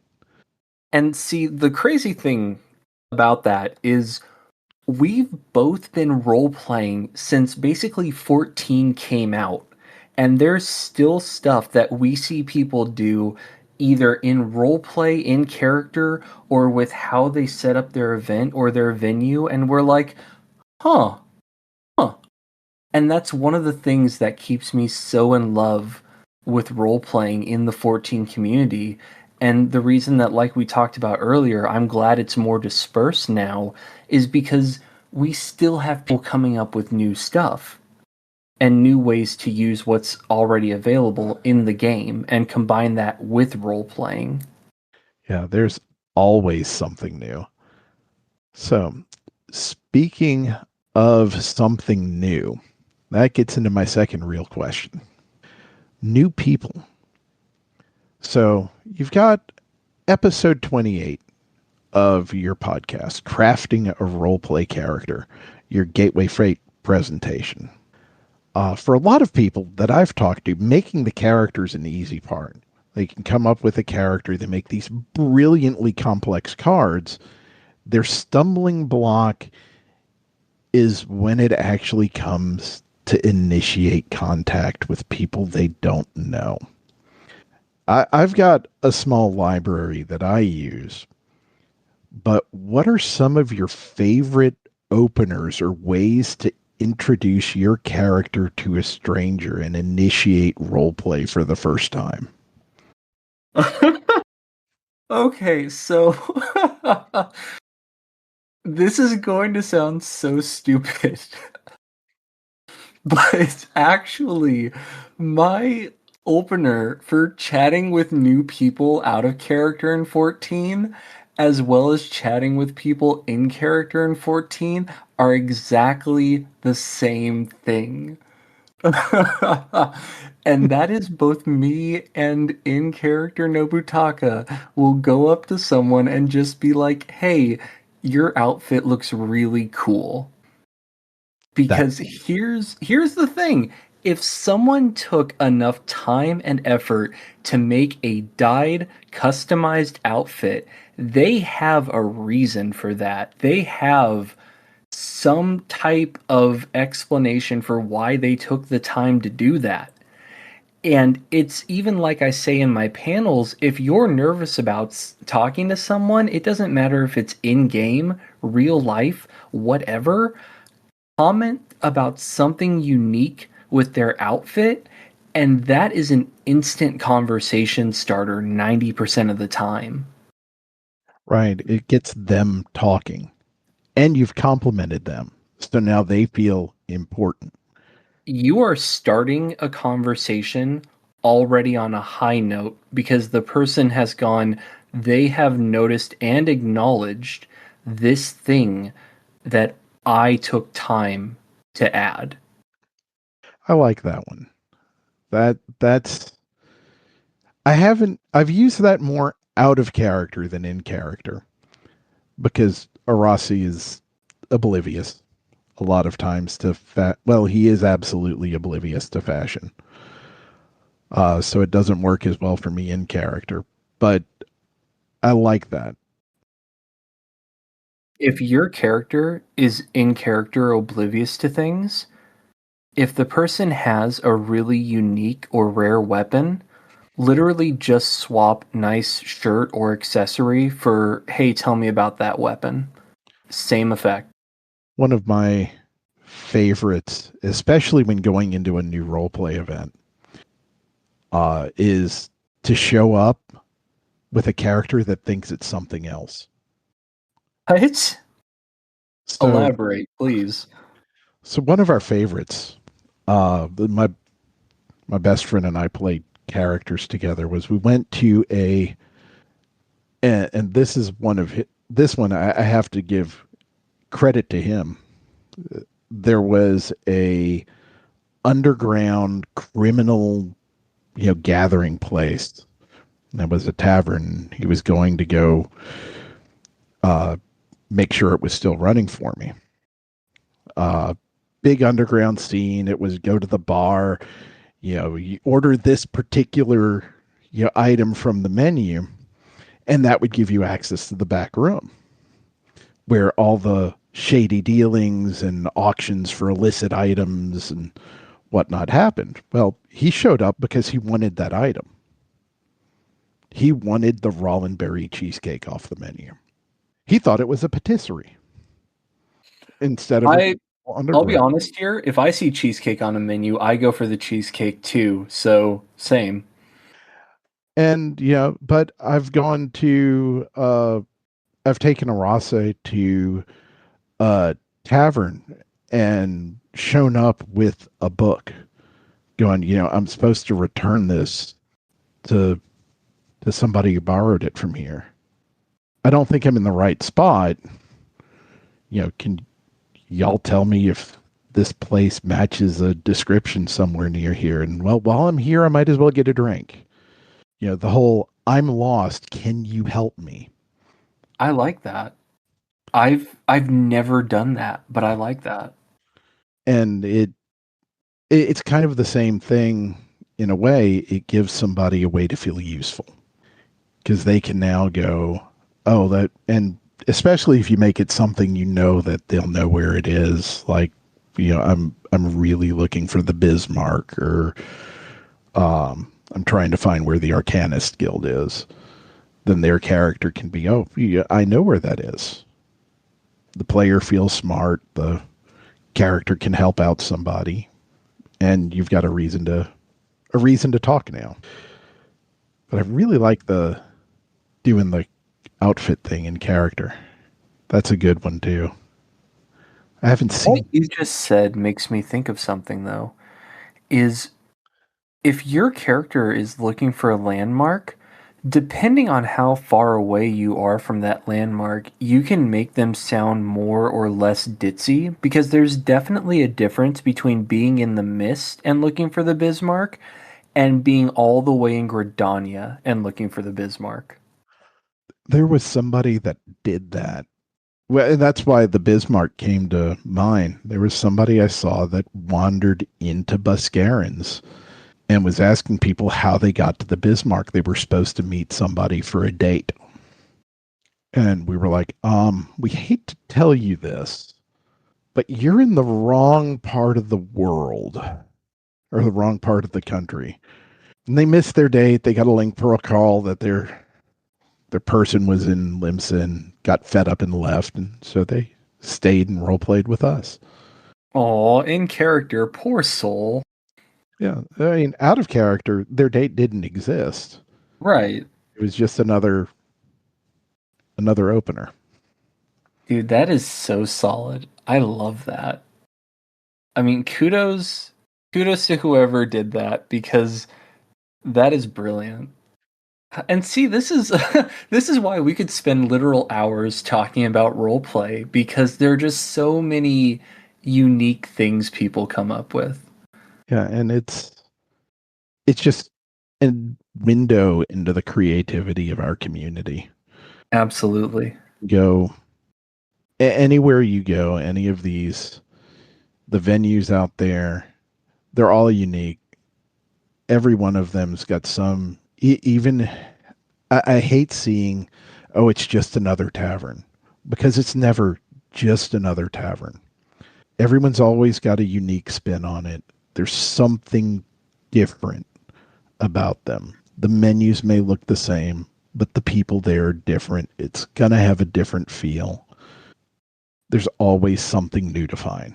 You know, I think that's very important to keep in mind, especially when people are scrolling through tons and tons of venues in Party Finder, especially. I mean, I think that is something we have to keep in mind, is that every venue, while it's easy to just go, oh, it's another venue, or oh, it's another event, these things take time and effort to put on, and people have definitely put thought into them. It's not just like, hey, I just made this 2 minutes ago and here we go. A lot of the time. Sometimes it actually is, but but a lot of the time, there's a lot of consideration that goes into these things, and I think that is a very important perspective to keep in mind. So thank you for that.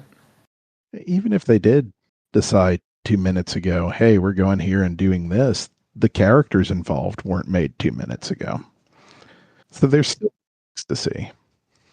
Well, we could easily spend another 3 hours talking about role-playing in 14, but I feel like I'm going to start losing listeners if we do that. But maybe another time. Maybe at an upcoming con. That might be interesting to do. I could see a panel on that at Gateway. Get a few of us to talk about, history of role play and whatnot at Gateway or some such.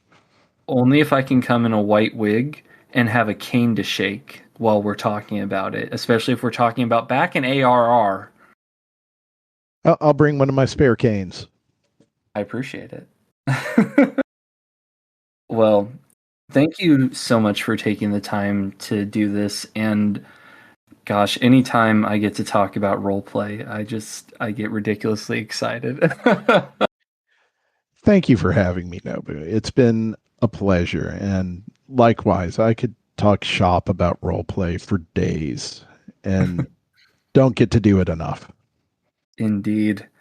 I hope that you have a wonderful, and more importantly, good sir, a warm weekend. Do your best to stay warm and stay healthy. You as well. Stay warm and be well. I will. Have a good night.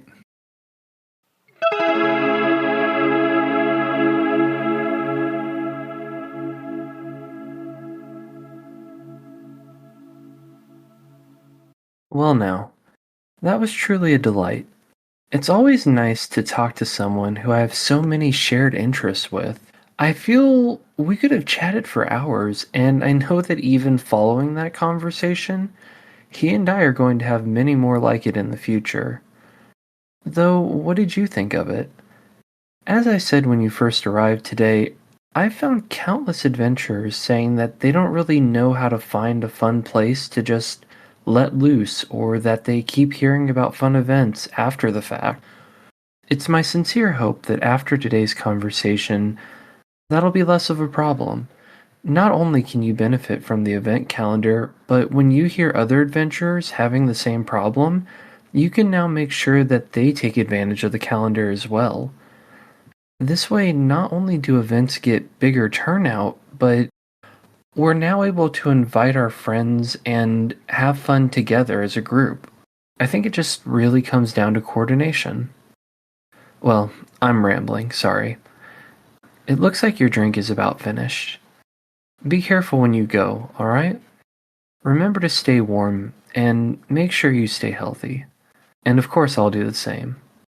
And with that being said, I guess I'll see you next time, right here, with a warm drink and wonderful guests. Take care.